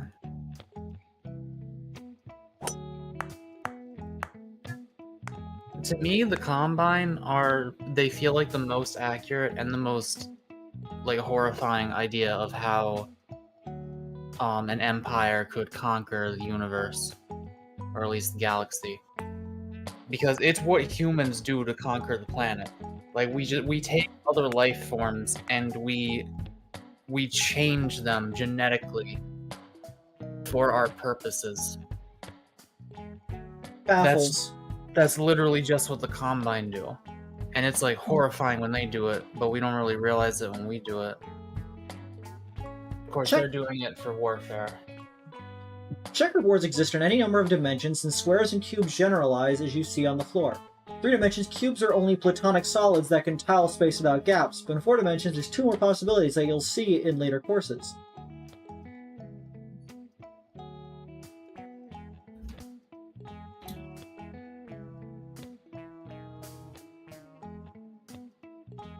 Whatever the fuck's going on here. Oh.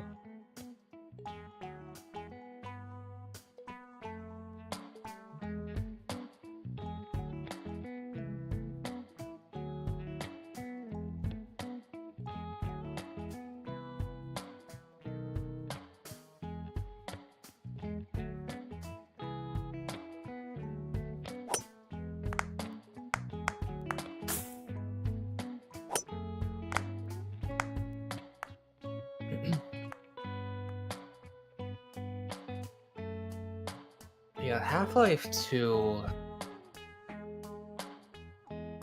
It's like, are you familiar with like Brave New World, by Aldous Huxley, or like, well, you know 1984, like you understand like dystopia shit. The Half-Life 2 is like one of the scariest ones I've ever seen, just in terms of like the amount of fucking control the enemy has over the citizens. Yeah? It's like the idea of even fighting that empire is like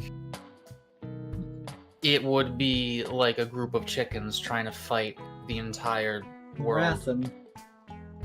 You know what I mean? Yeah, but that's why there's like the 7-minute war, or whatever it was called. The 7-hour war. 7-second war, got it. Yeah, you know, 7 hours is not a lot of time to end up having to surrender after. I think they go into some detail about like exactly, and they're not that much, but Fuck. It's not good. Fuck. Back up. Why would you let me download this? Yeah, Half-Life 1 is also great. It has the funny scientists. Part 11. Oh man, that's scary. Back up. Fuck, back up! I keep under then overshooting.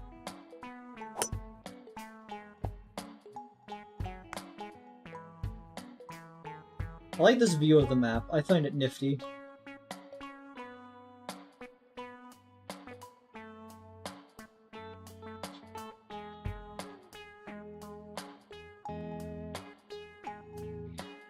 Does that go out of bounds over there? Behind you? Like, Seemingly. Yeah.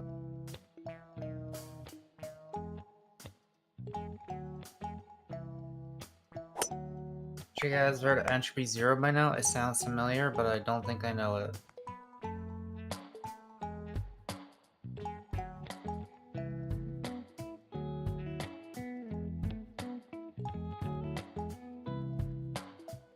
I love that the music in this game is dynamic.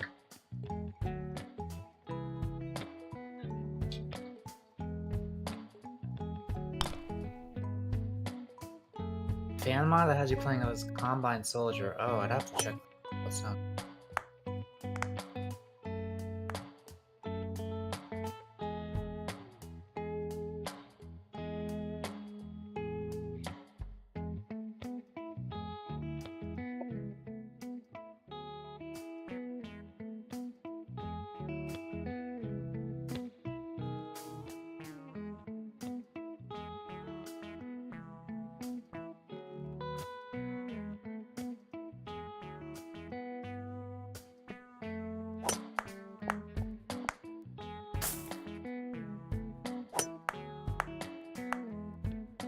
I helped a hornet get out of my house today. It didn't want to get on my finger or the paper towel I was holding up to it. So, it kept stancing up whenever I tried to do that, so I was like, okay. I got the plastic cup. And I got her out. And, once I brought it was a see-through thing. So once I got it outside, it started flying, but like into the plastic cup. And I was like, dude, just it figured it out eventually. It went out the actual opening.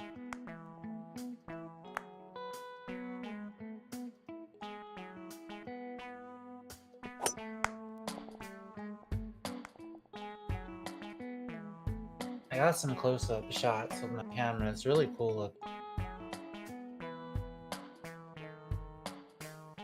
Whoops.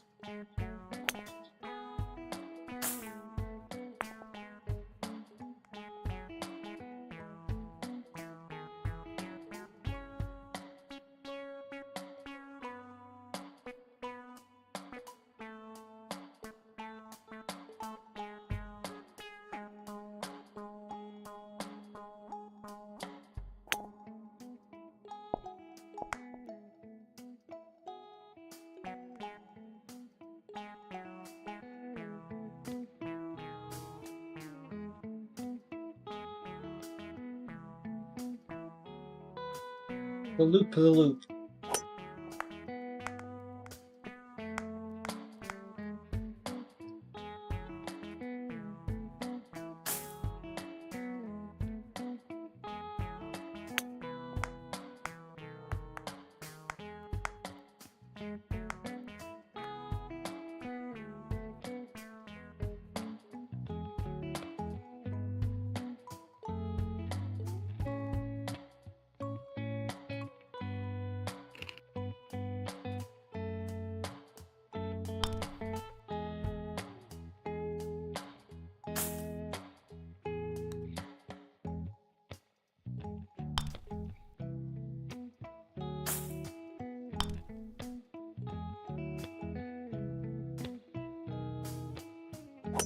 This music is haunting me. Please, for the love of God, let the next course have a different song. Oh, that's rough. Uh-oh.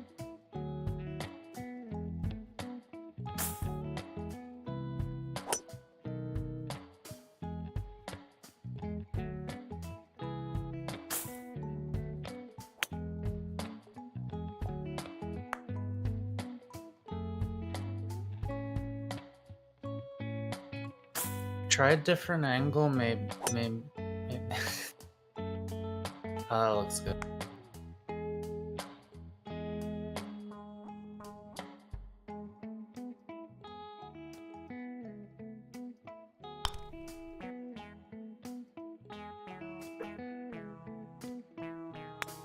That fucking wow. Wow. Unlocked Oak Ball. Oak Ball. Forest for trees complete the Evergreens challenge.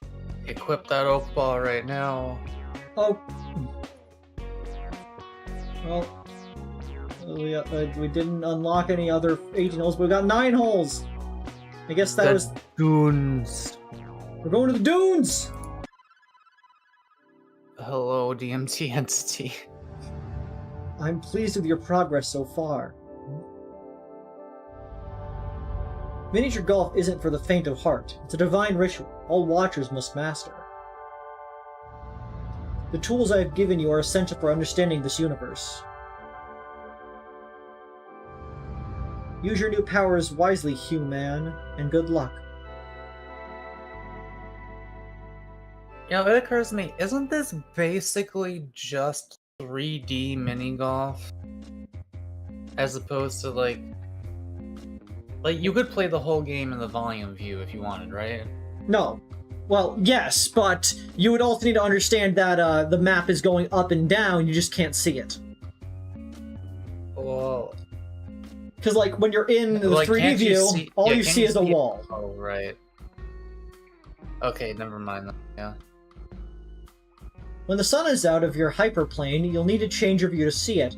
When you can't see the sun in the sky, you'll still be able to see all the reflected light. Wait, what? Let's just spin around.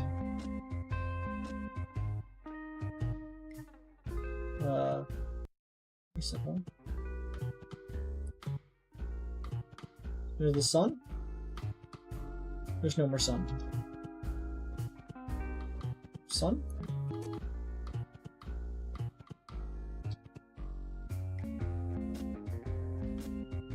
We got a metal ring thing. Got another metal ring thing. We got what is clearly a sponge.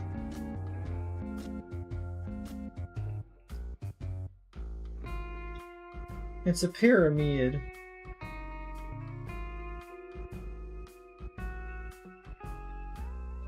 Fun.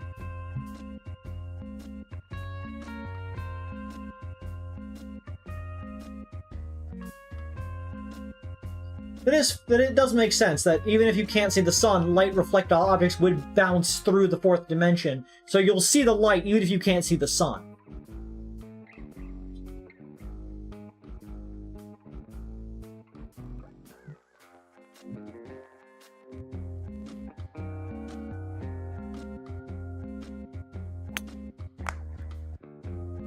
Jaden, who the fuck would ever take that button? Good one. Like, unless you're planning on dying soon, I guess. You can have anything you want in the world at any time, but you have 2 years to live. Okay, what I would want is for years to now be defined by, like, millennia. Get fucked.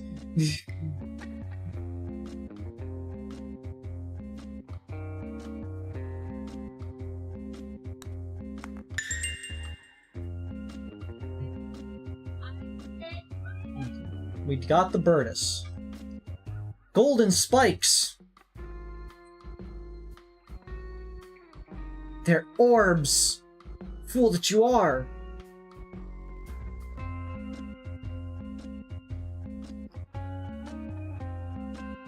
Luckily, I'm a golden fucking god and can just...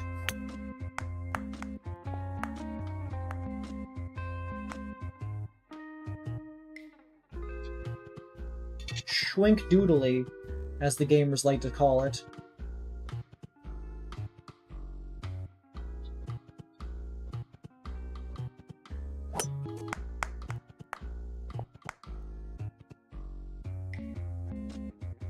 Okay, I'm still not 100% sure how it's possible to get out of bounds like this.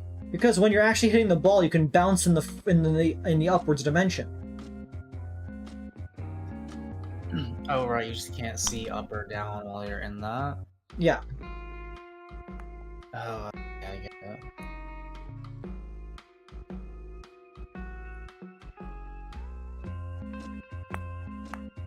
No! No!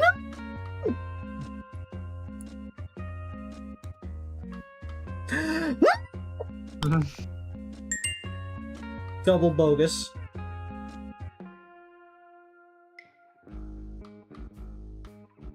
Runes. When you see a shadow on the ground without a track casting it, it means the sun is shifted into the fourth dimension. Full three-dimensional shadow is there, but your slice might not include the shadow and track together. The same thing happens when track appears without a shadow. So, you could have the track, but not the shadow that is being cast by the track. You could also have the shadow, but not the track casting it. That's fun.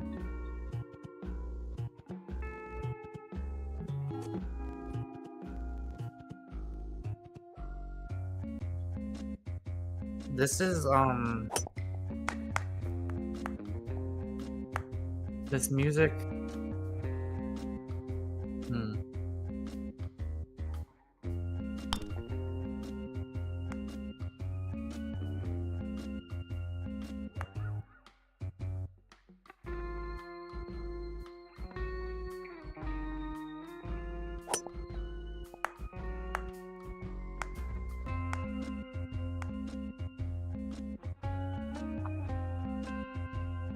This is brain rewiring music.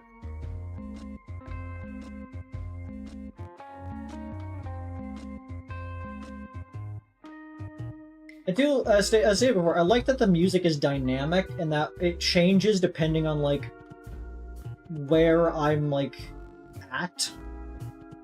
It does?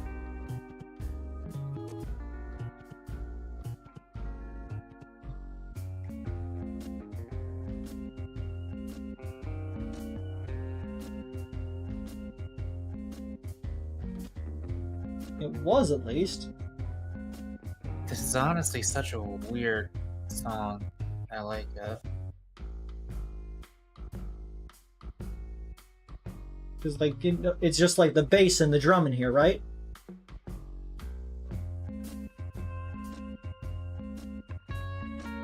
Now that part's in there. You go back over. That part gets quieter, and it's more the drum and the bass now. I think that the loudness of the instrument is how far you are in a given dimension. Really?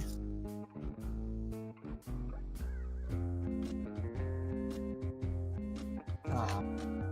Which is very, like, clever.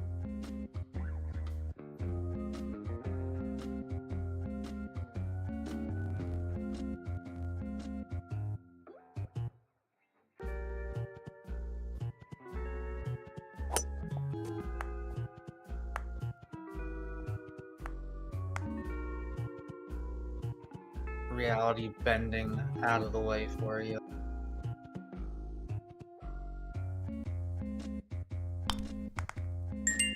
Bogus! Brongy. Bogus Binted?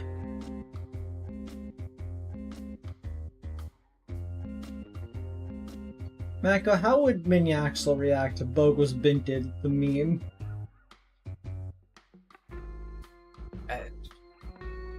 I don't think he would understand the humor.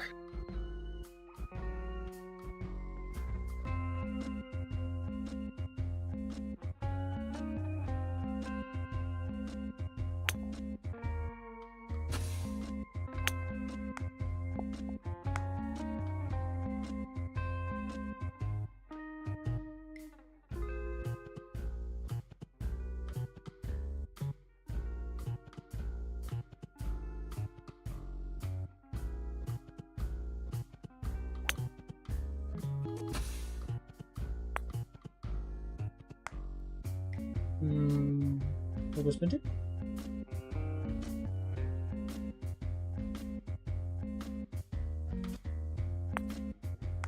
Nailed it! Press the symbol. Chad, if you could have any superpower, what would it be? Mine would be to be the best at minigolf. Kidding. Mine would be What? I need something I already have. My superpower would be the ability to have like 2 fewer mental disorders.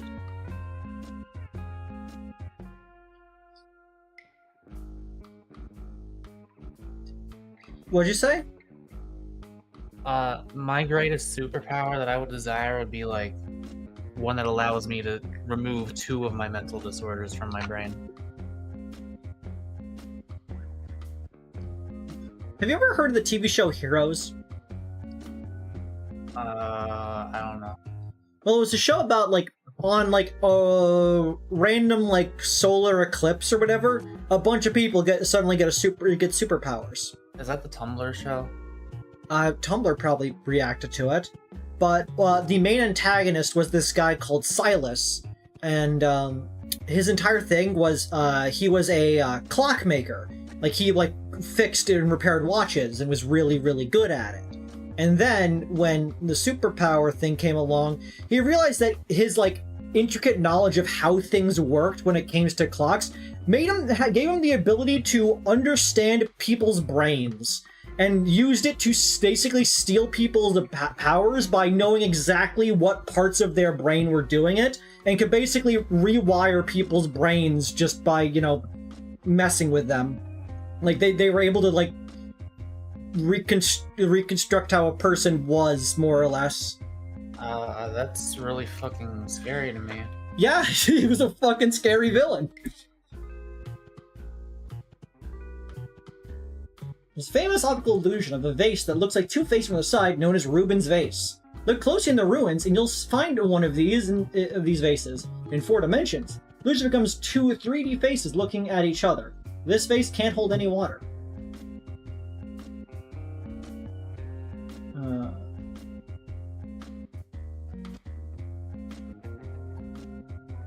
Oh, it's over there.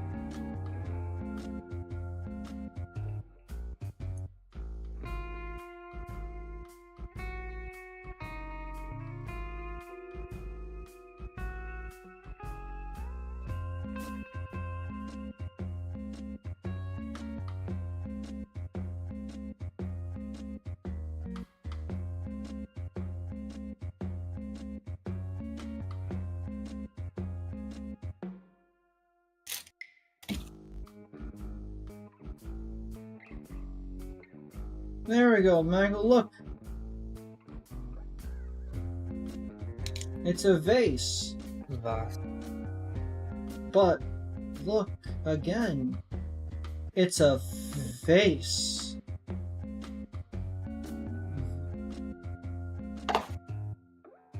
Ring. Pyramid.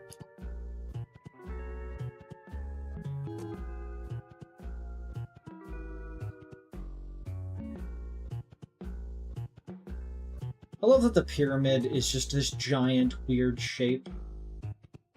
What are those? Crystal? No. They're like I don't know. weird rectangles, I guess.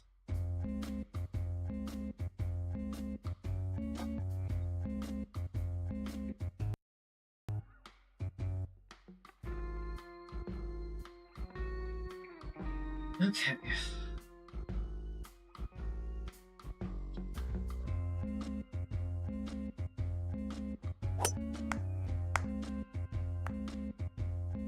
Well, that was a fruitful endeavor.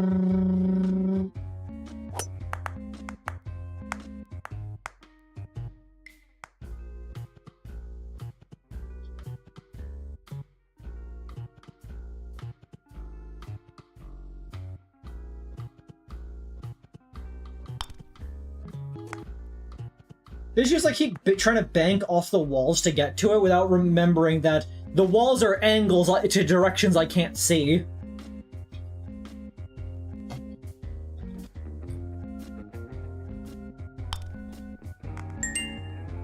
Bugs.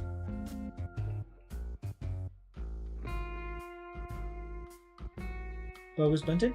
Short court.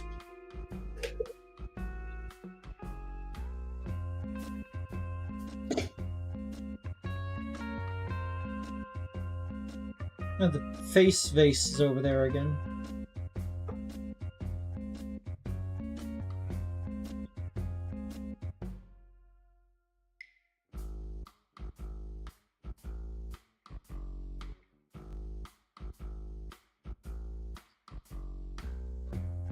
Where's my line? The volume line's supposed to be there. Oh, because I have that on?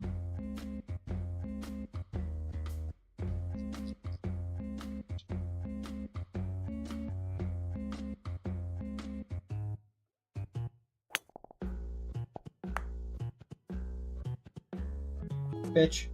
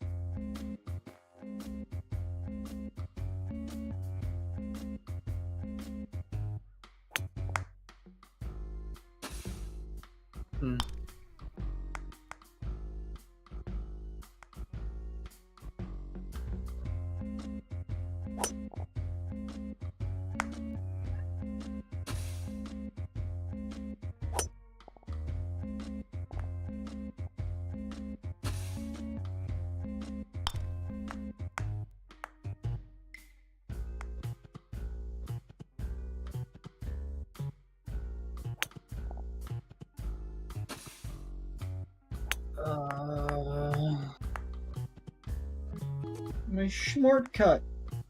No, I don't want to go the long way. True. I guess.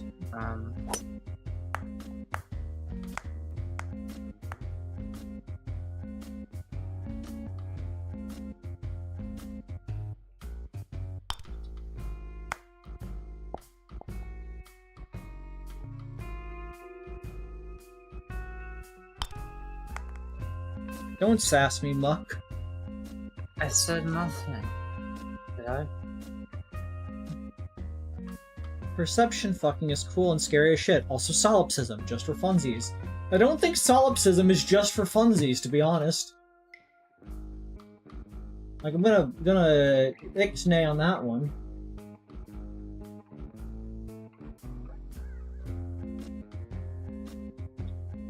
Why did that take so long? Why did I wait so long to figure it out? But I did it, and I'm the only one underneath the sun. Hey. I'm glad you did the hey.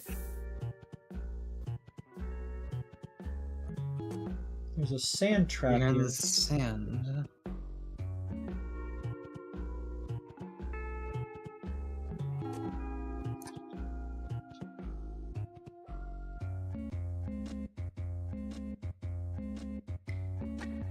I'm still kind of sad that he didn't put the Lego City hey in that song, though.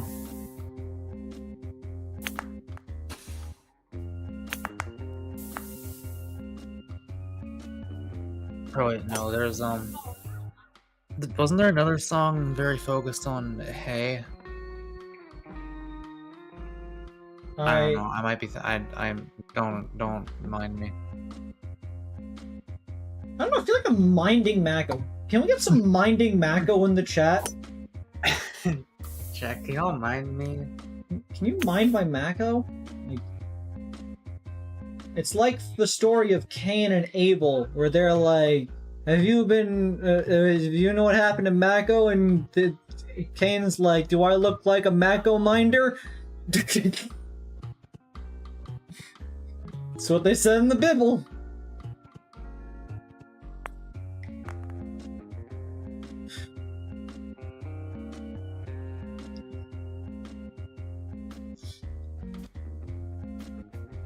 Q-bed.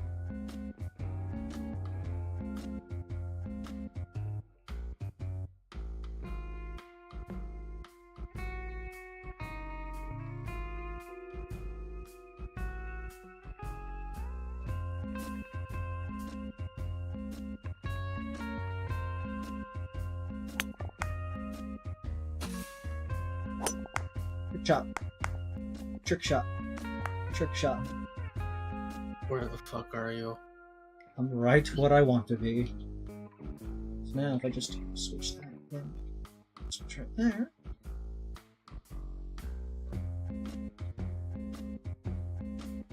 And hold. Fuck.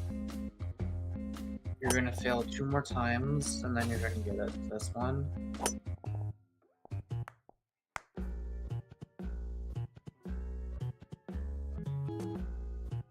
That was kind of wrong.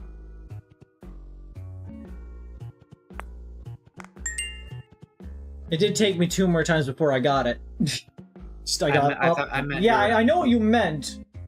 The Lost Pyramid. Diamondus.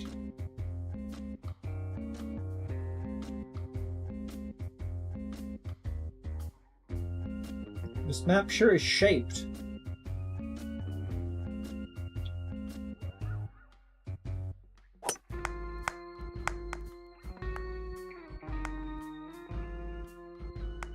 I like this game. This Jaden, what game's the very fuck is fun. the point of having a book of everything you'll ever do?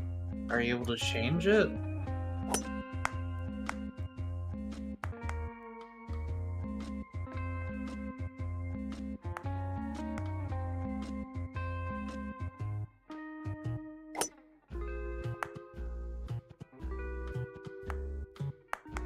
God damn it.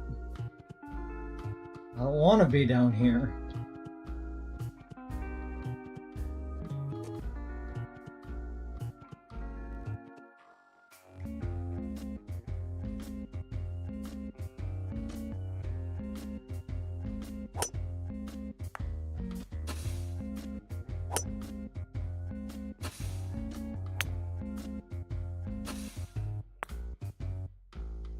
Fuck, dick, cock, dick, ass, fuck.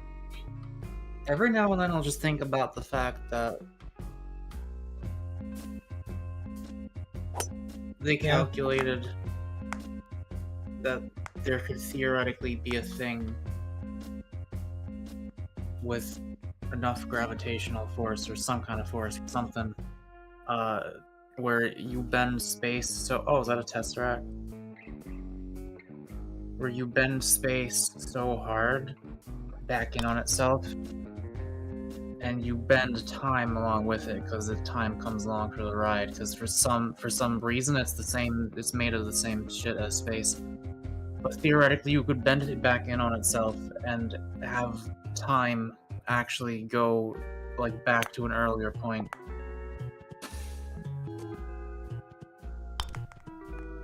It's one of those weird things where they're doing the math and they're like, huh,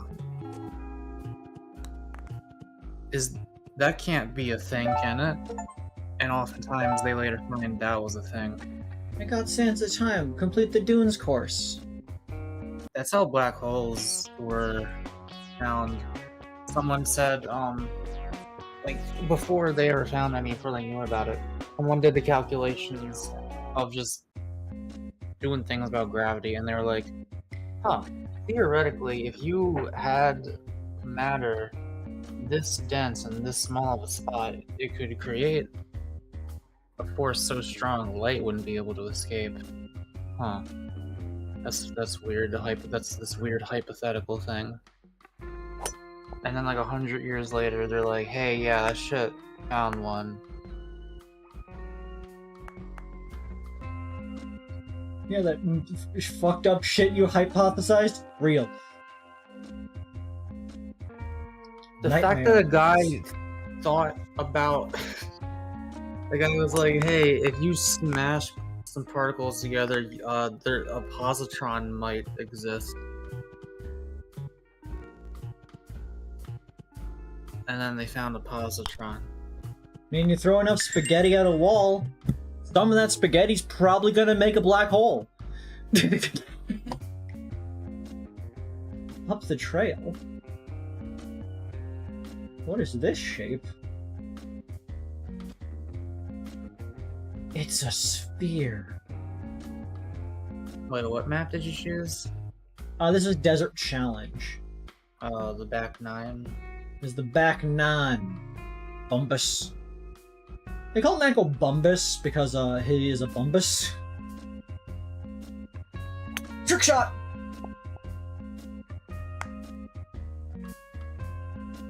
Trick shot! Mm.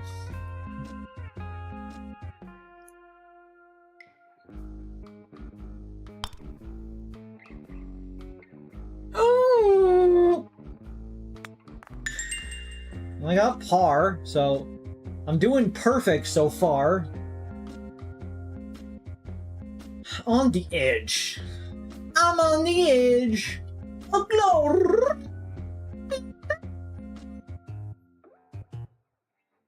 I'm on the edge, the edge, the edge, the edge, the edge, the edge, the edge, the edge.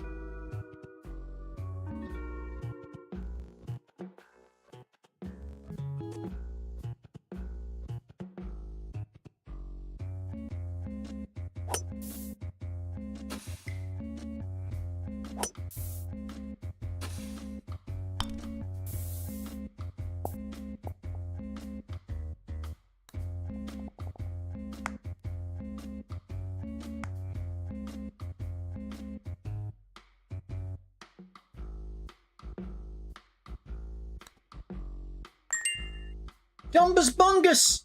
Mako, what is your favorite form of golf? Mini. Mako, what generic biome typically found in games and such is your favorite?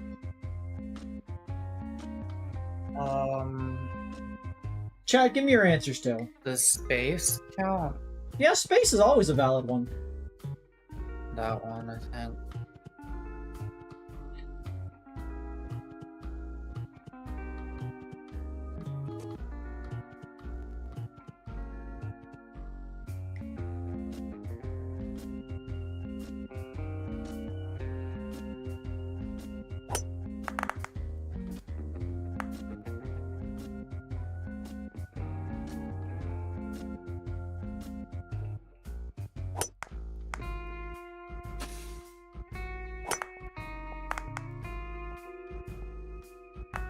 Fuck, cock, dick, fuck.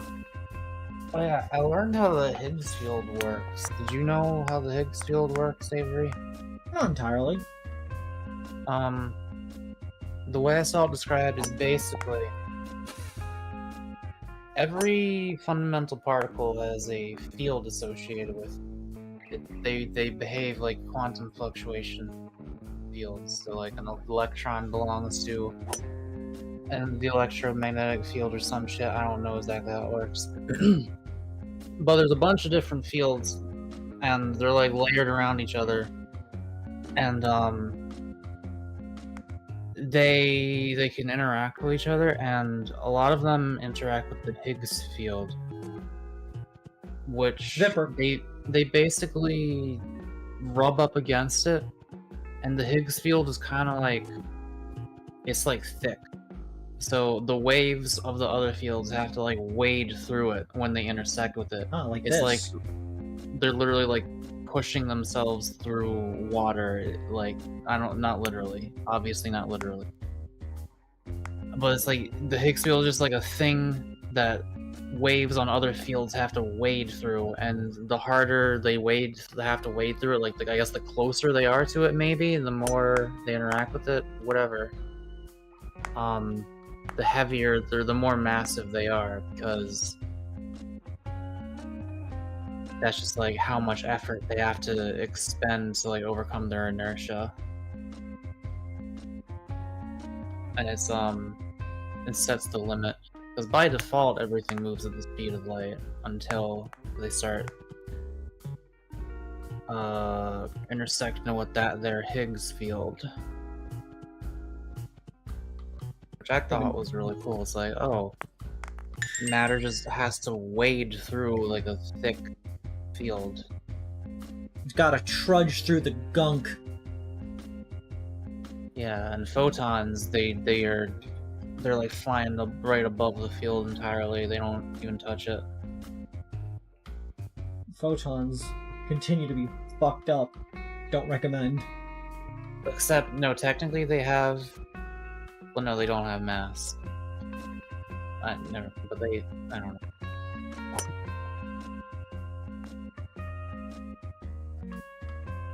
I see the gay you're playing out here.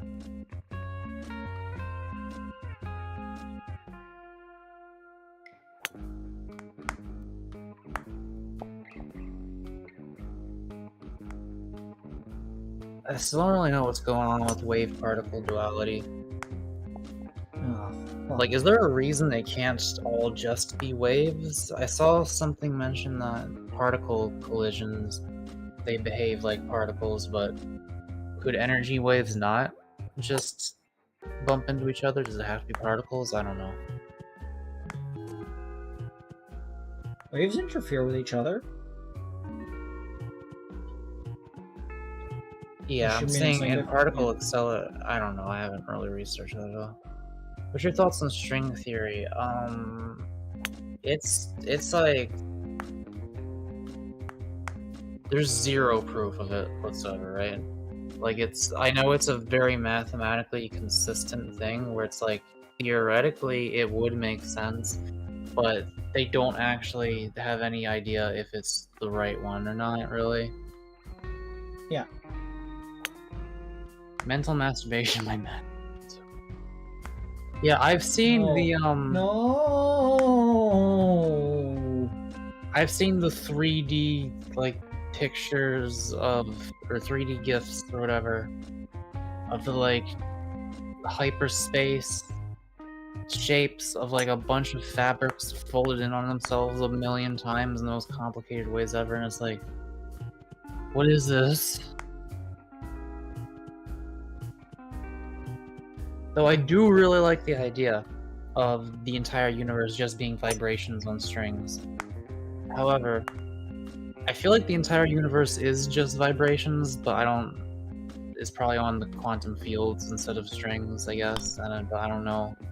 I don't know what a field is, or if it literally exists, or if it's just I don't know. I really don't know what anything is actually made out of, to be honest, other than energy. But energy is like not really a.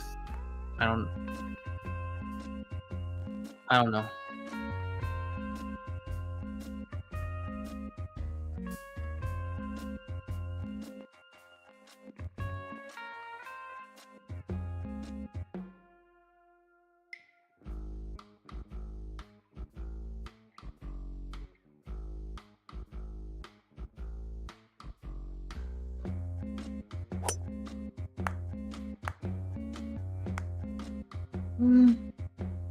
There is a thing that they could do to prove whether or not string theory is real. All they'd have to do is create a particle accelerator the size of the solar system. So maybe one day. Maybe we stop giving out welfare checks to all the liberals, we'd be able to afford it. Yeah. Maybe if these workers would stop complaining, we could get the particle accelerator. And then it would probably just turn up false and be like, oh, no, okay, it wasn't string theory. Pack it up, boys. Oh. Stroke 14. I'm so bad at sloped ones.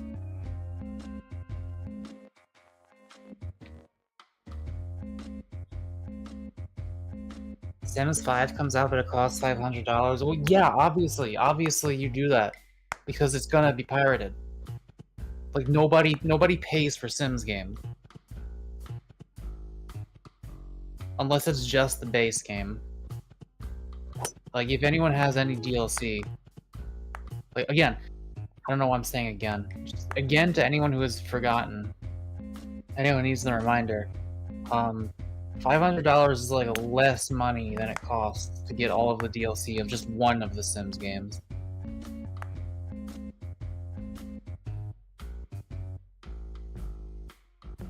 I'm pretty sure there's like $600 worth. It's at least 200, but I'm sure it's around like 600 or so.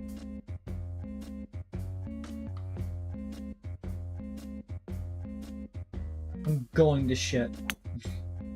I'm gonna do a Sims 4 playthrough of Isha and Malile after my book comes out. It's gonna be great.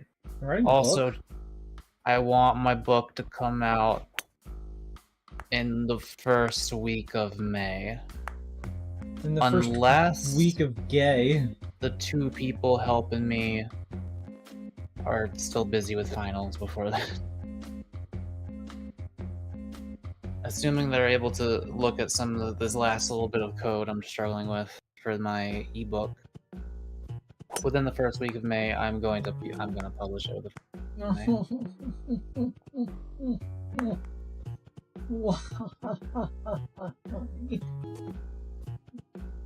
I get that. Why am I struggling with the basic game and not the fucking 4-dimensional shit?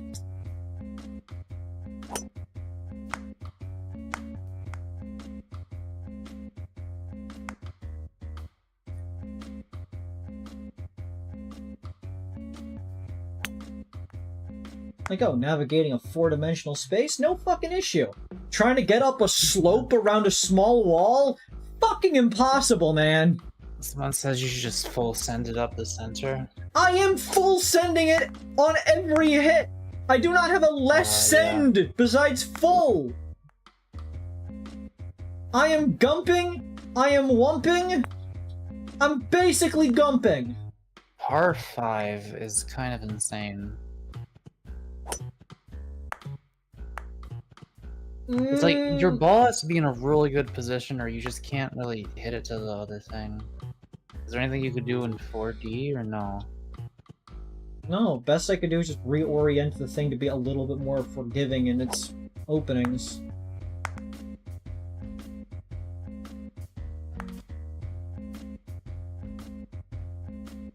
Alright, that's the perfect one. You got this. Got it.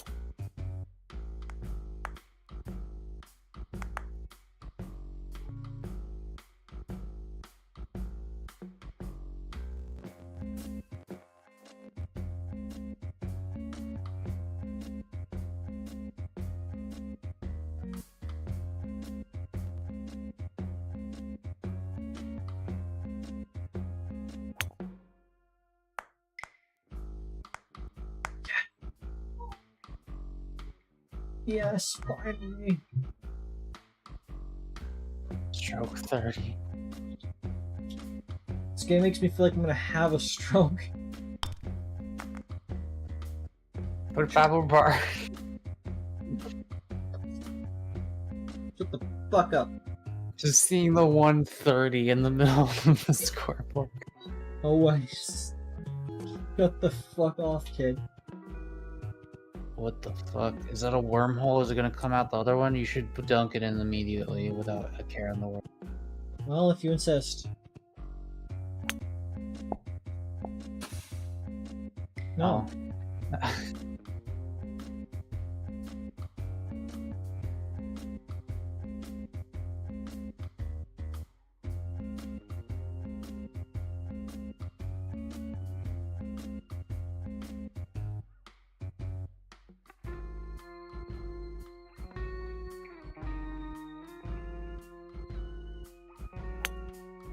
We have played mini golf in real life together. There are pictures, in fact. I think there's actually one video. No! No!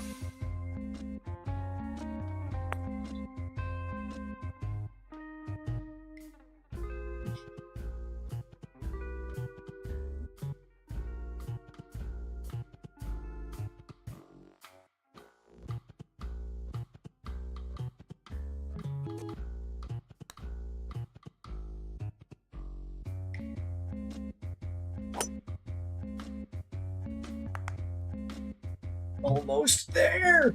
Gaming!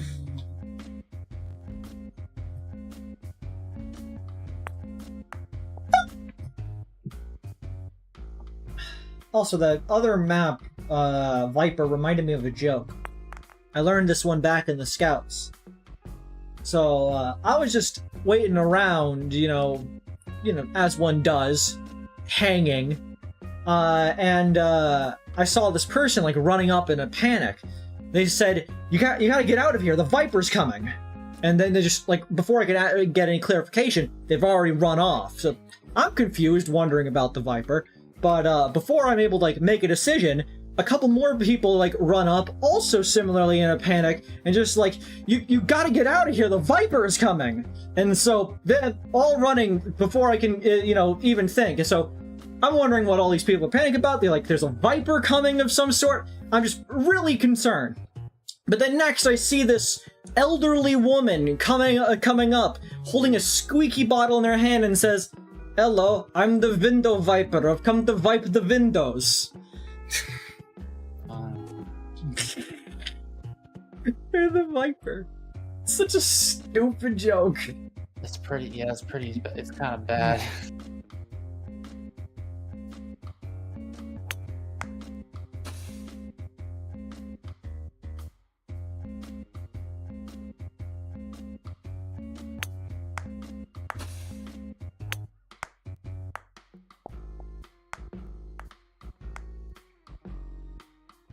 That's old as shit!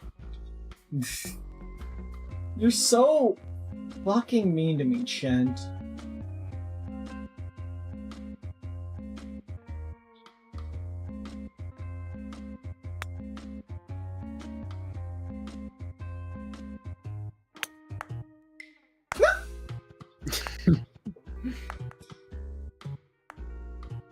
Did you see that fucking skim there, Mako? This did not help people.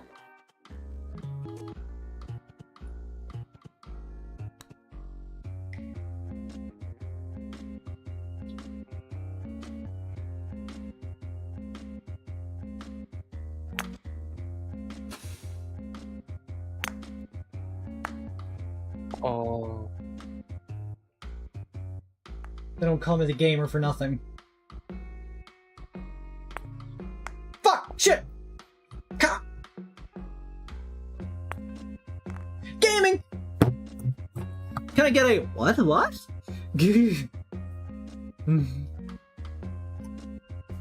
The altar. Why is it my worst mechanic? I mean, it's pretty straightforward at least.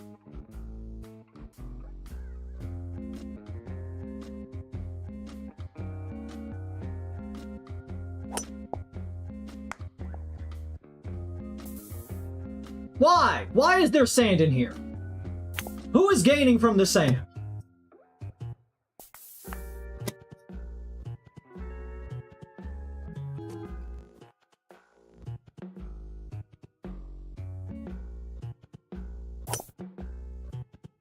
Oh, you piece of shit.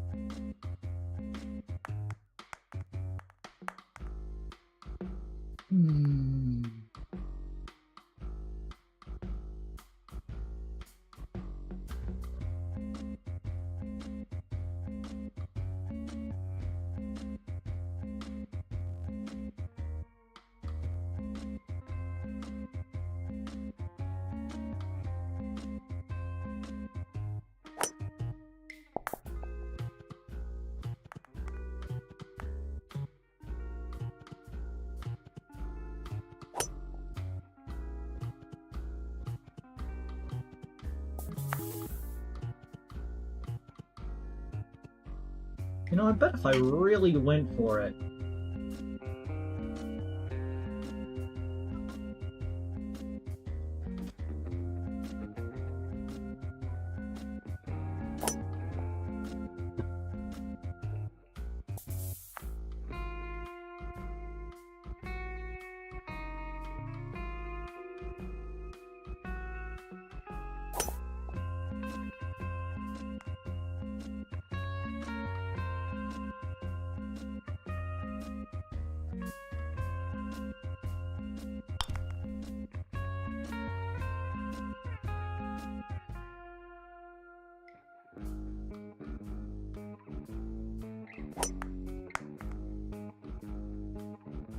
It's fine. It's fine.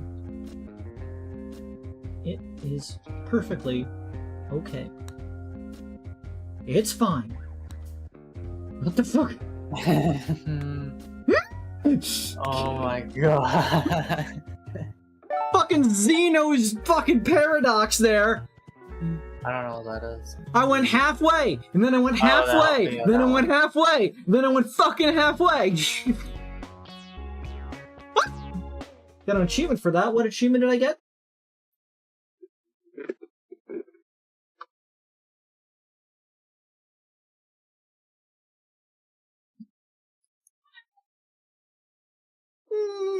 Nego. Ye Mighty in Despair is the name of that one. Yeah, I feel it. Did we get? Oh, we all unlocked Iridescent. We did not unlock any clubs yet. We're going to the Arctic. Marvelous work, Hugh man. May I call you Hugh? No. I find your body so unusual, with all those organ sacs rattling around in there. Sorry, was that too intrusive? I have no concept of privacy as an omnipresent life form. Keep your third eye open, Hugh. I have high hopes for you. I like that they have enough of a concept of privacy to ask if that was an invasion of privacy, but not enough to know. That's respectable. They're trying.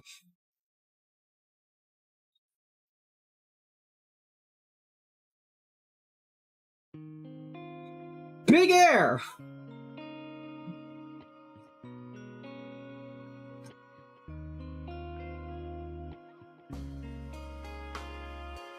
I like that all around are mountains.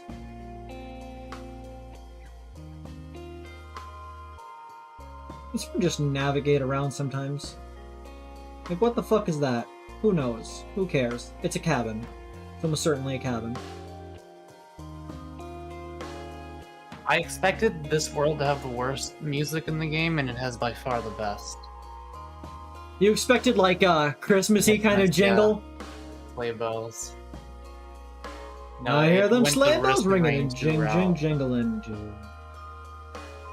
Oh yeah, it's lovely weather for a sleigh ride together with you. These tiles remind me so much of Blockland. Ah.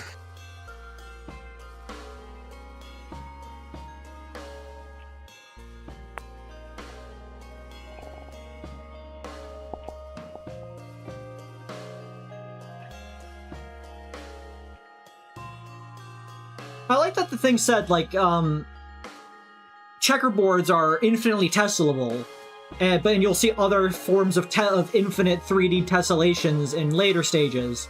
And I wonder if this is one of the tessellations, or if this is just a pattern. Because it's not the same shape, but it is, you know... It's not a regular polyhedra, I guess. Then neither was the other one, to be fair.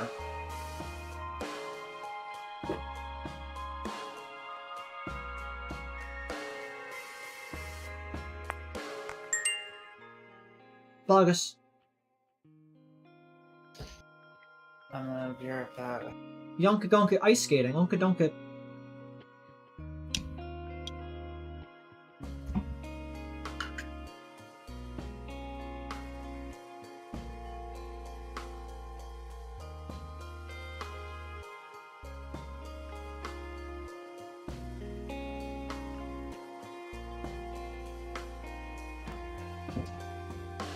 Oh, it's like a castle.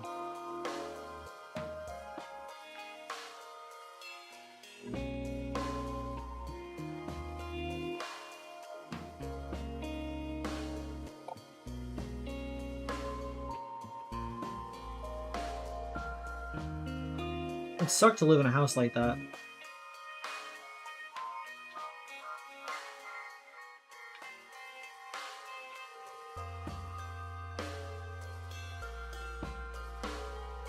Oh, I see.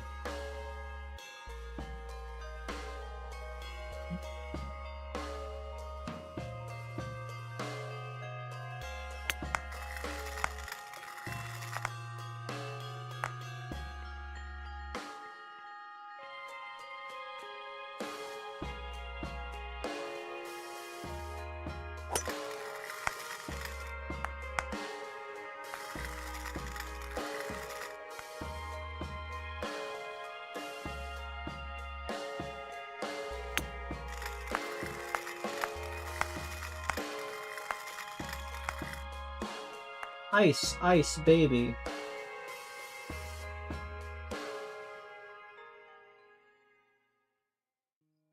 What shape is this? Oh, is it a pyramid? Is that what the shape is? And we're seeing a fraction of it. Yeah, I think it's a pyramid.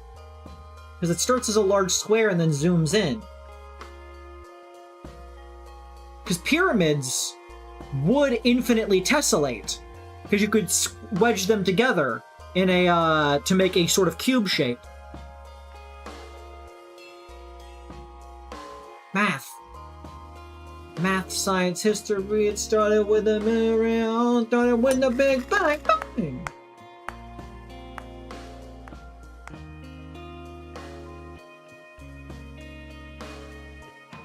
Yeah, because at that it becomes the grid, and then other way it rotates the other.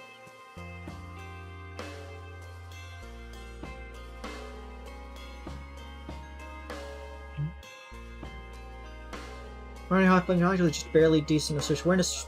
I was racing. Space Dancer. I have no idea what anybody in the chat is talking about. But it doesn't matter, because I am a math major.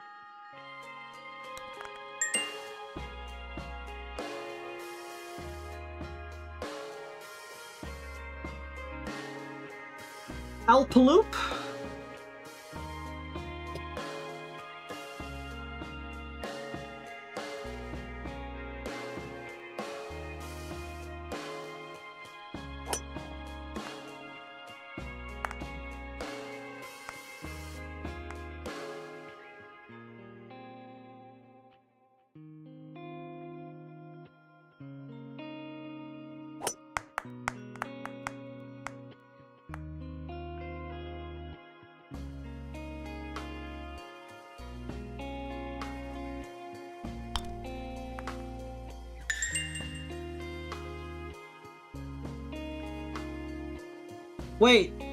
Wait, they're not regular polyhedra.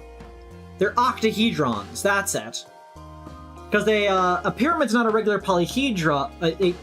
A cuboid pyramid is not a regular polyhedra. A triangular pyramid is a regular polyhedra. But it would not tessellate, I don't believe. Would it? No, it wouldn't. These are octahedrons. Which are basically two square pyramids, bunt to bunt, producing a shape of 8 triangles in a little, like, sort of diamond shape. Have you ever seen Space Dandy? No, I've not seen Space Dandy, and I don't know. I'm kind of busy and watching enough things as is. I should probably have less things I'm watching. In this floor planner is of course not a checkerboard, but slices of a different shape called the 16 cell, which is the 4-dimensional version of our Pokemon!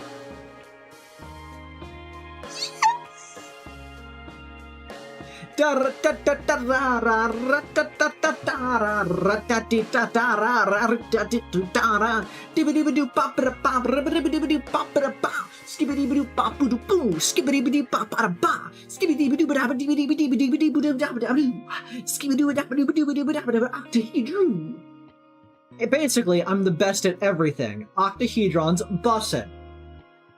Octahedra do not tile to fill 3D space, but 16 cells do. This is one of the 3 regular tilings possible using a 4D platonic solids. Using platonic solids. Mako! I correctly identified what the floor pattern was. What's that? They're octahedra. So like the other one said that cubes. The first one was a checkerboard because they said cubes are infinitely tessellable. No matter how they stack up, they're always going to be. You could always make cubes. The desert one was similar. It was also cubes, but they were all shifted slightly, so it's still all infinitely tessellated. It was just off kilter slightly, but it was fine. And I was looking at this and trying to figure out what it was, and I was like, the squares get smaller as they move or wider, and I was like, they could be pyramids. But then I remembered that a square pyramid is not a regular polyhedra because it has different shaped faces. A triangular pyramid is, but not a square pyramid. What it is an octahedron, which is two square pyramids butt to butt. And they're obviously pressed all together. And then, as soon as I had stated that out loud, I walked over to this one that stated that verbatim. Do you see it? Can you, like, rotate through it so I can see the shape?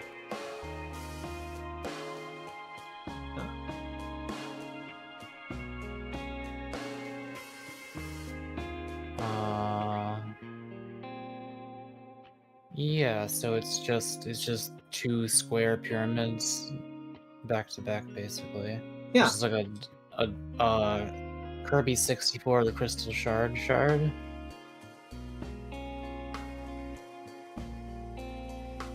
Yeah, it's the little sort of crystal shape. I was just really happy to have noticed that, because octahedra, according to it, octahedra do not tile to fill 3D space, but a 16 cell, which is the 4-dimensional version of the 3D shape, will tile, which is nifty.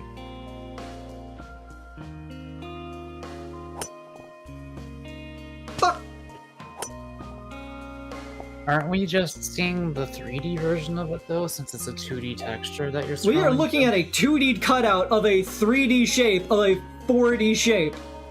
Yeah, so I don't know. Is there really no button you can press or hold to, like, rotate that way without having to jiggle your view around? I could check.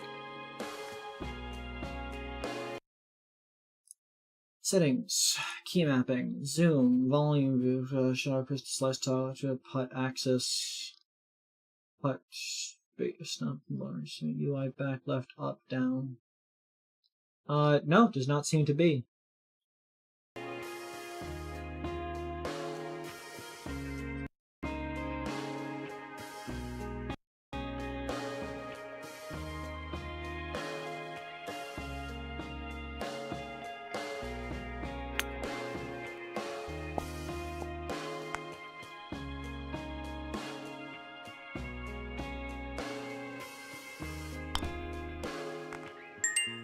Bogus!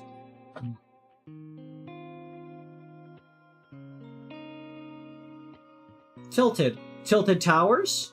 Yeah, it seems really hard to get par in this game. Yeah. Not gonna lie.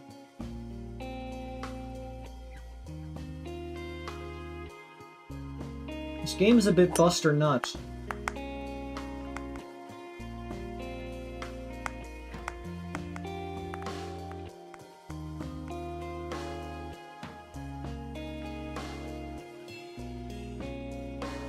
That's a cool shape. I like that.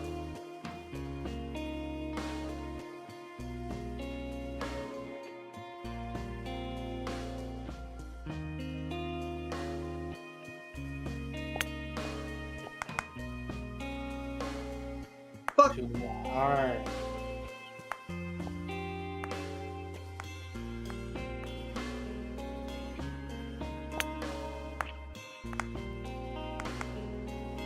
Nailed it. Birdie. I'm a golden god, Mako. You can't best the Gresk quarter pipe.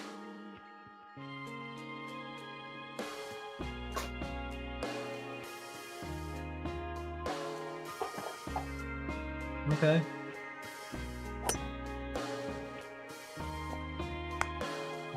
I understand the issue. It actually works how it should, instead of how it usually does in games.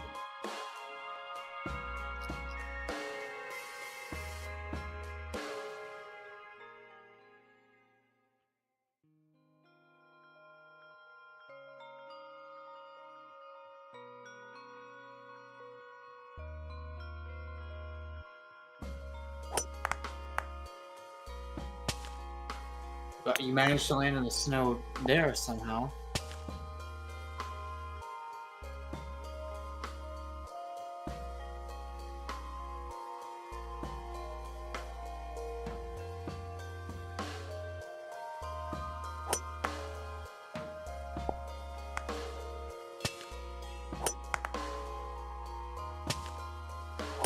You were just so slightly fucking it up. Just like, yeah.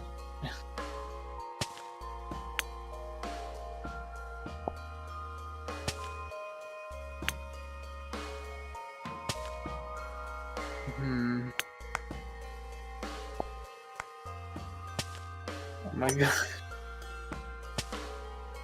Is this the best angle?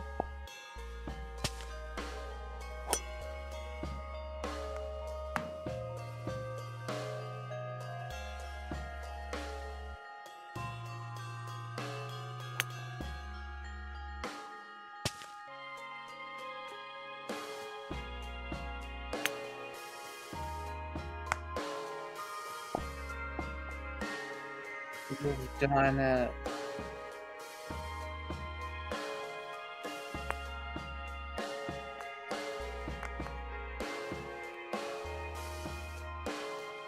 Gonna clap this hole's cheeks. Nailed it. Ignore that. It's so impossible to ignore. It's just right in the middle of the screen. Pachinko.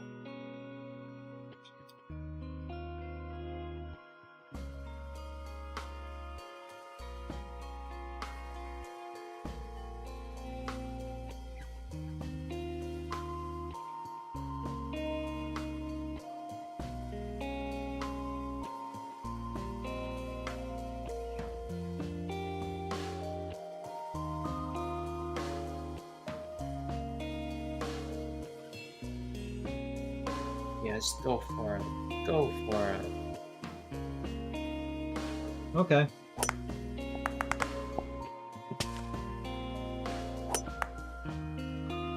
Why?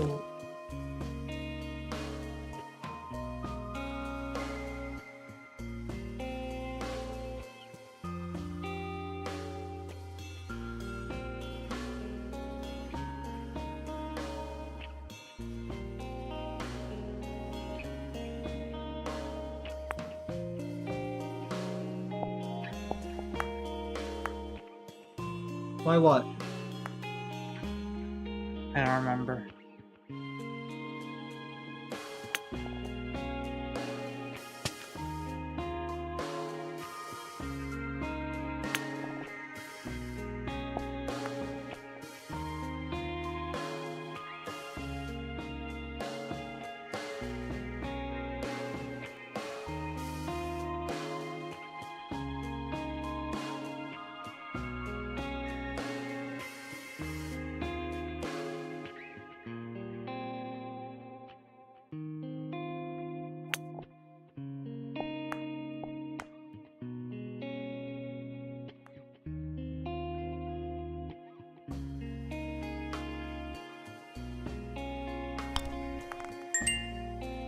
Trump is bungus.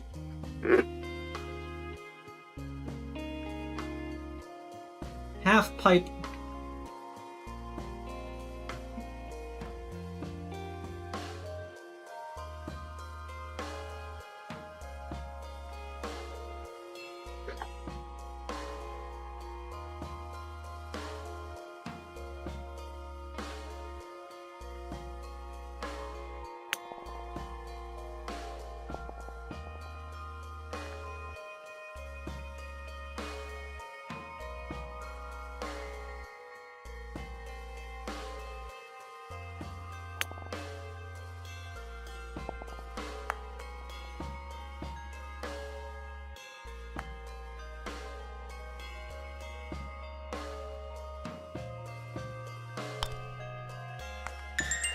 Birdie. I'm bringing it back.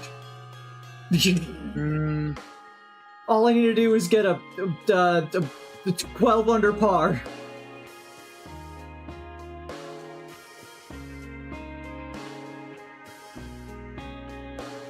Oh, this music's so good.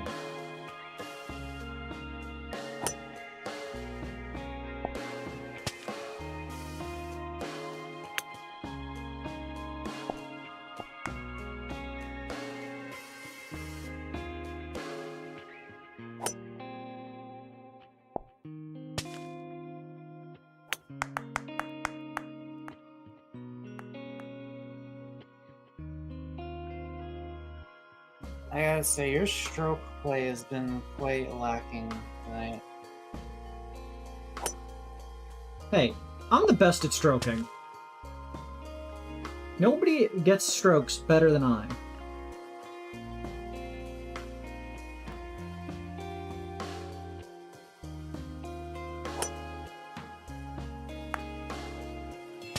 I don't even know what happened there.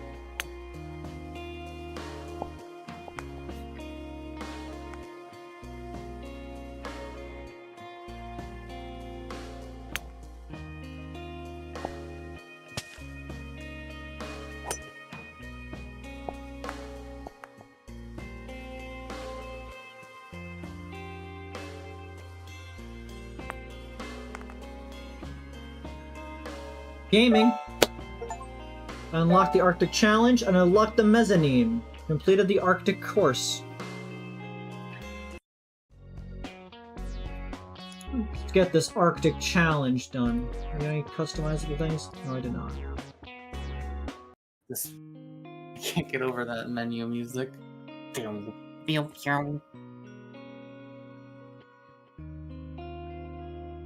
This is puzzle music, Penrose. This game is basically a puzzle.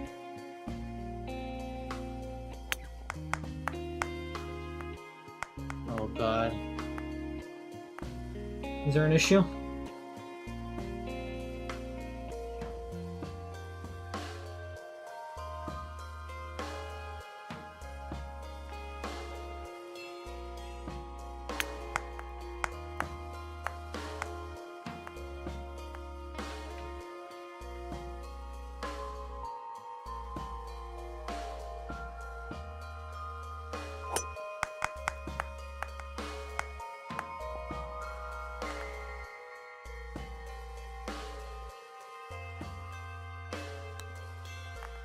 Far. Nailed it. Sailed it. Assailed it. Icicle. I like that the challenge maps are like at night for some reason. Anyways, balling. The sphere.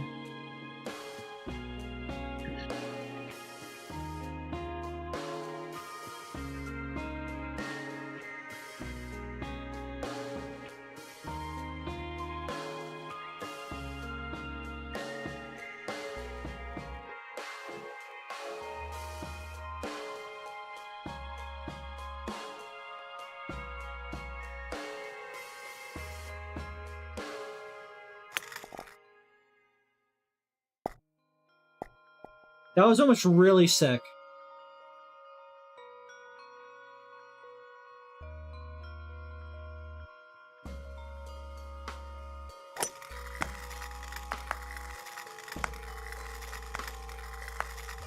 I don't like the sound.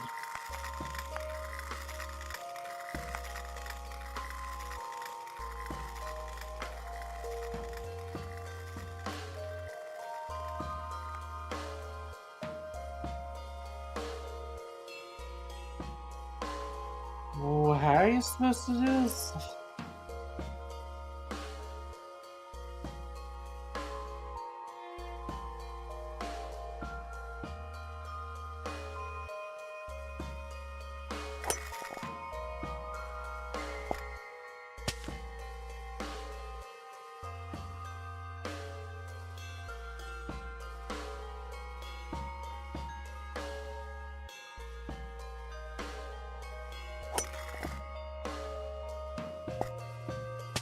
What if you aim at the bottom in the 3D view? What do you mean, like there?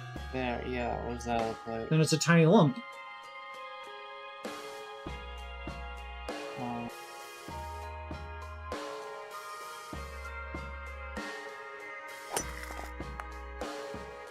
I think you gotta face the platform more.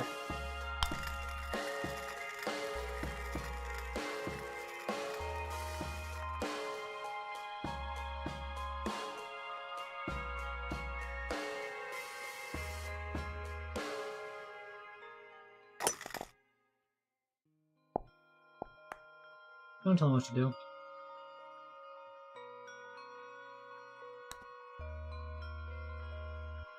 Rude.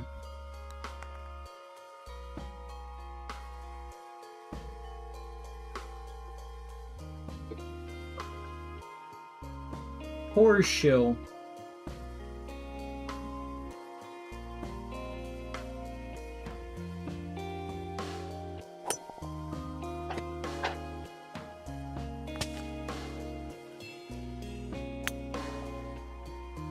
How did I underpower that? Yeah, go ahead.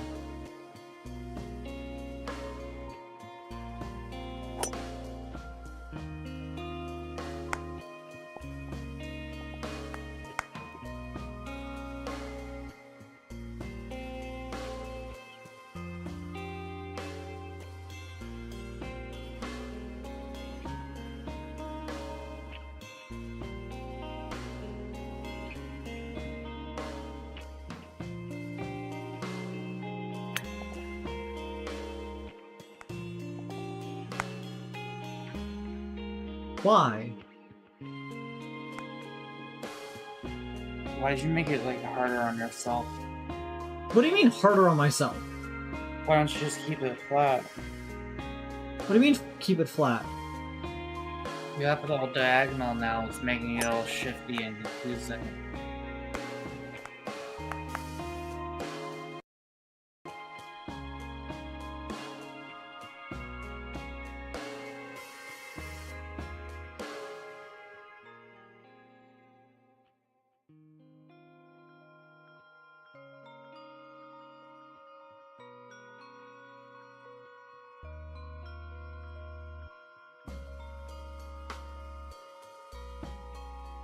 Like, why don't you just have it at the top? What at the top? The default.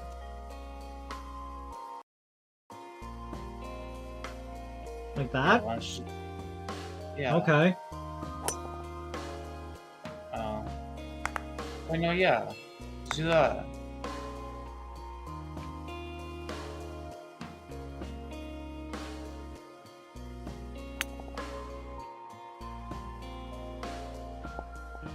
Yeah, I was confused.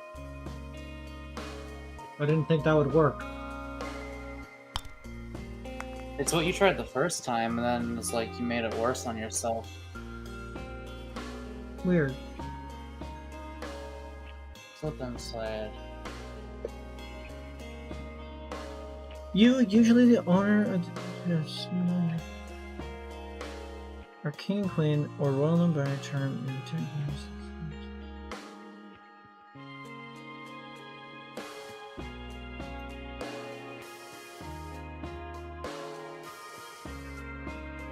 Jaden was talking about a game in the chat. I believe that's the game that I got.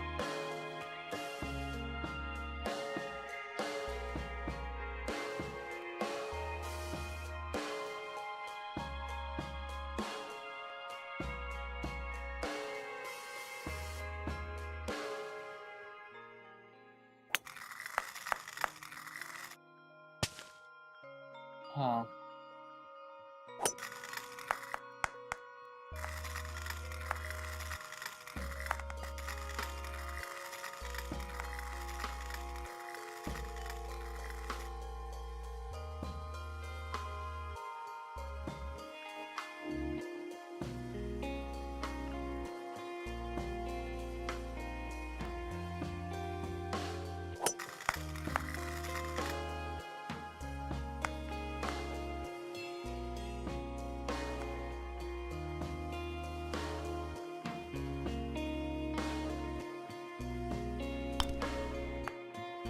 Fuck!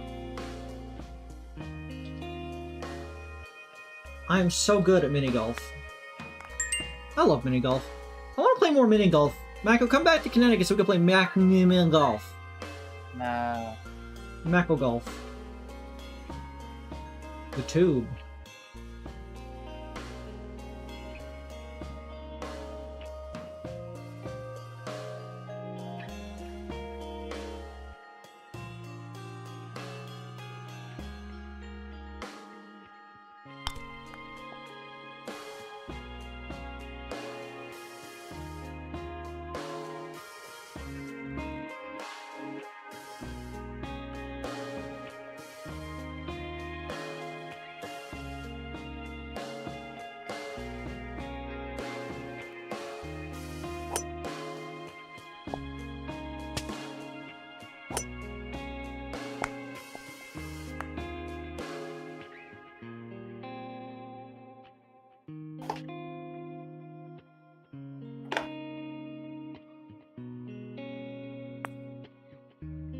Bunk it.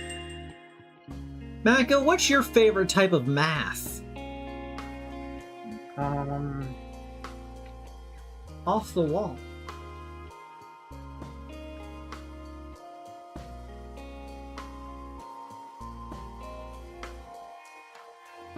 I don't know. You're a weird person. Okay, what's your favorite kind of math? I'm pretty fond of derivatives usually. Though conics really excite me as well.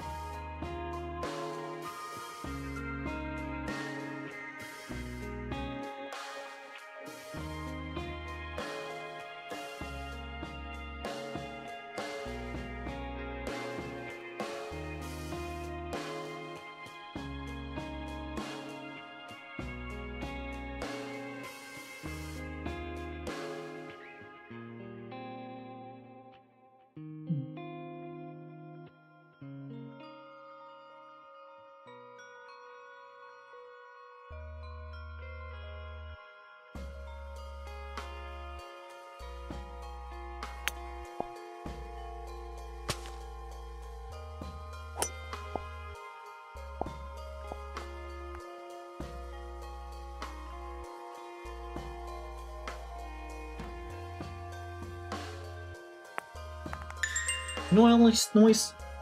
My favorite math is addition, because I like watching numbers get bigger. That's fair, honestly. I just like how, fun and easy, derivatives of... I think trigonometry is a really interesting one, but it's not one you could do in your head, and so I find it annoying. I have a book in my house somewhere that's it's an almanac of sorts, and, one of the things it has is pages and pages and pages of every number you need to be able to do trigonometry. Because when you do a sine, cosine, and tangent, there is a respective value that is being, used there, that is required for the formula, that it just doesn't tell you because it's easier just to use the sine, cosine, tangent thing. But if you want to do it manually, you need a list of every number for every possible angle for all of the different types of trigonometric signs.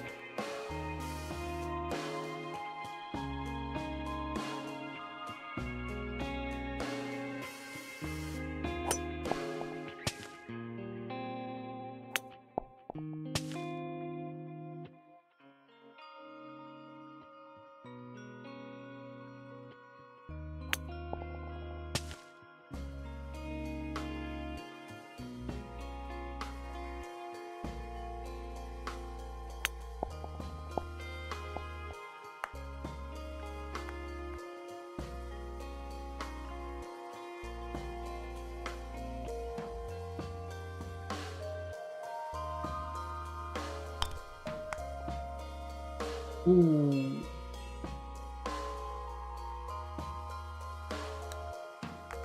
Nice.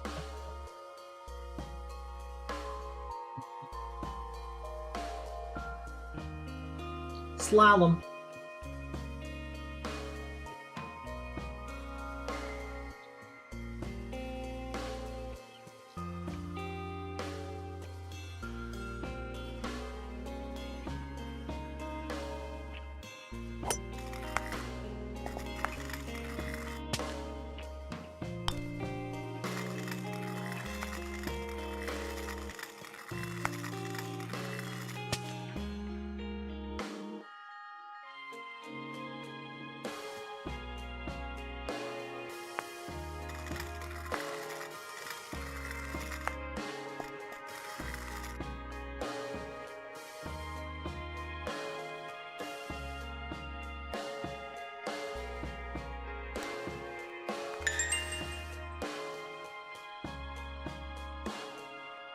Now all I need to do is get a very, very low number on ski ramps, and I'm perfect. I'm golden.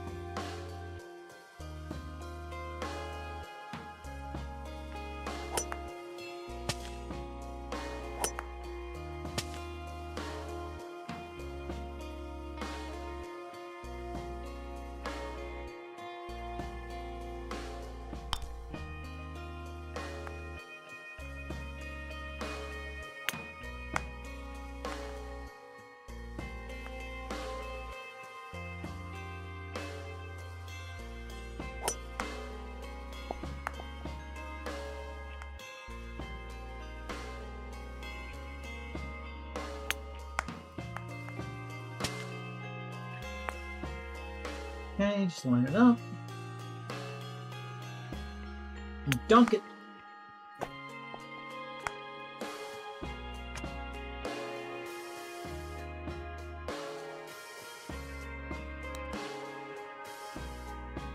Ah, bitch made. Unlocked ball. Ice. Complete the Arctic challenge. Break the ice.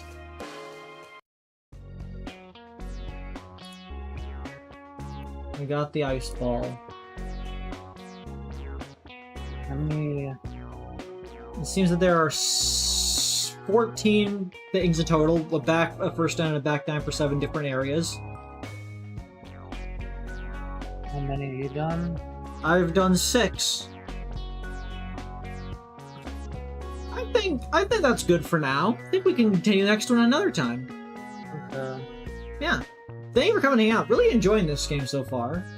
Yeah, I understand it now. 1 second. I just really need to get one of these real quick. I just really need to get one of these real quick. Really need to get one of these real quick. Just really need to get one of these real quick. Just really. It looks hard to control the thing.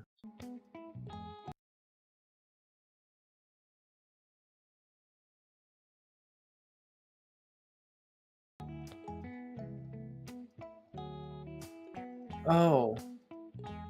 You were able to turn that on the whole time?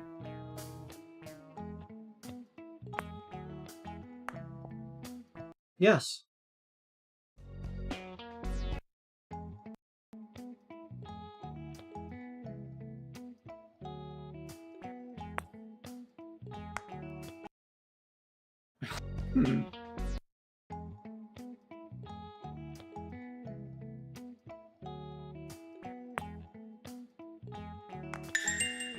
Nailed it. I am the best at games.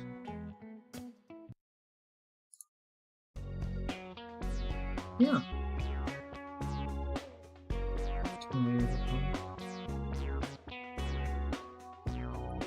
Yeah.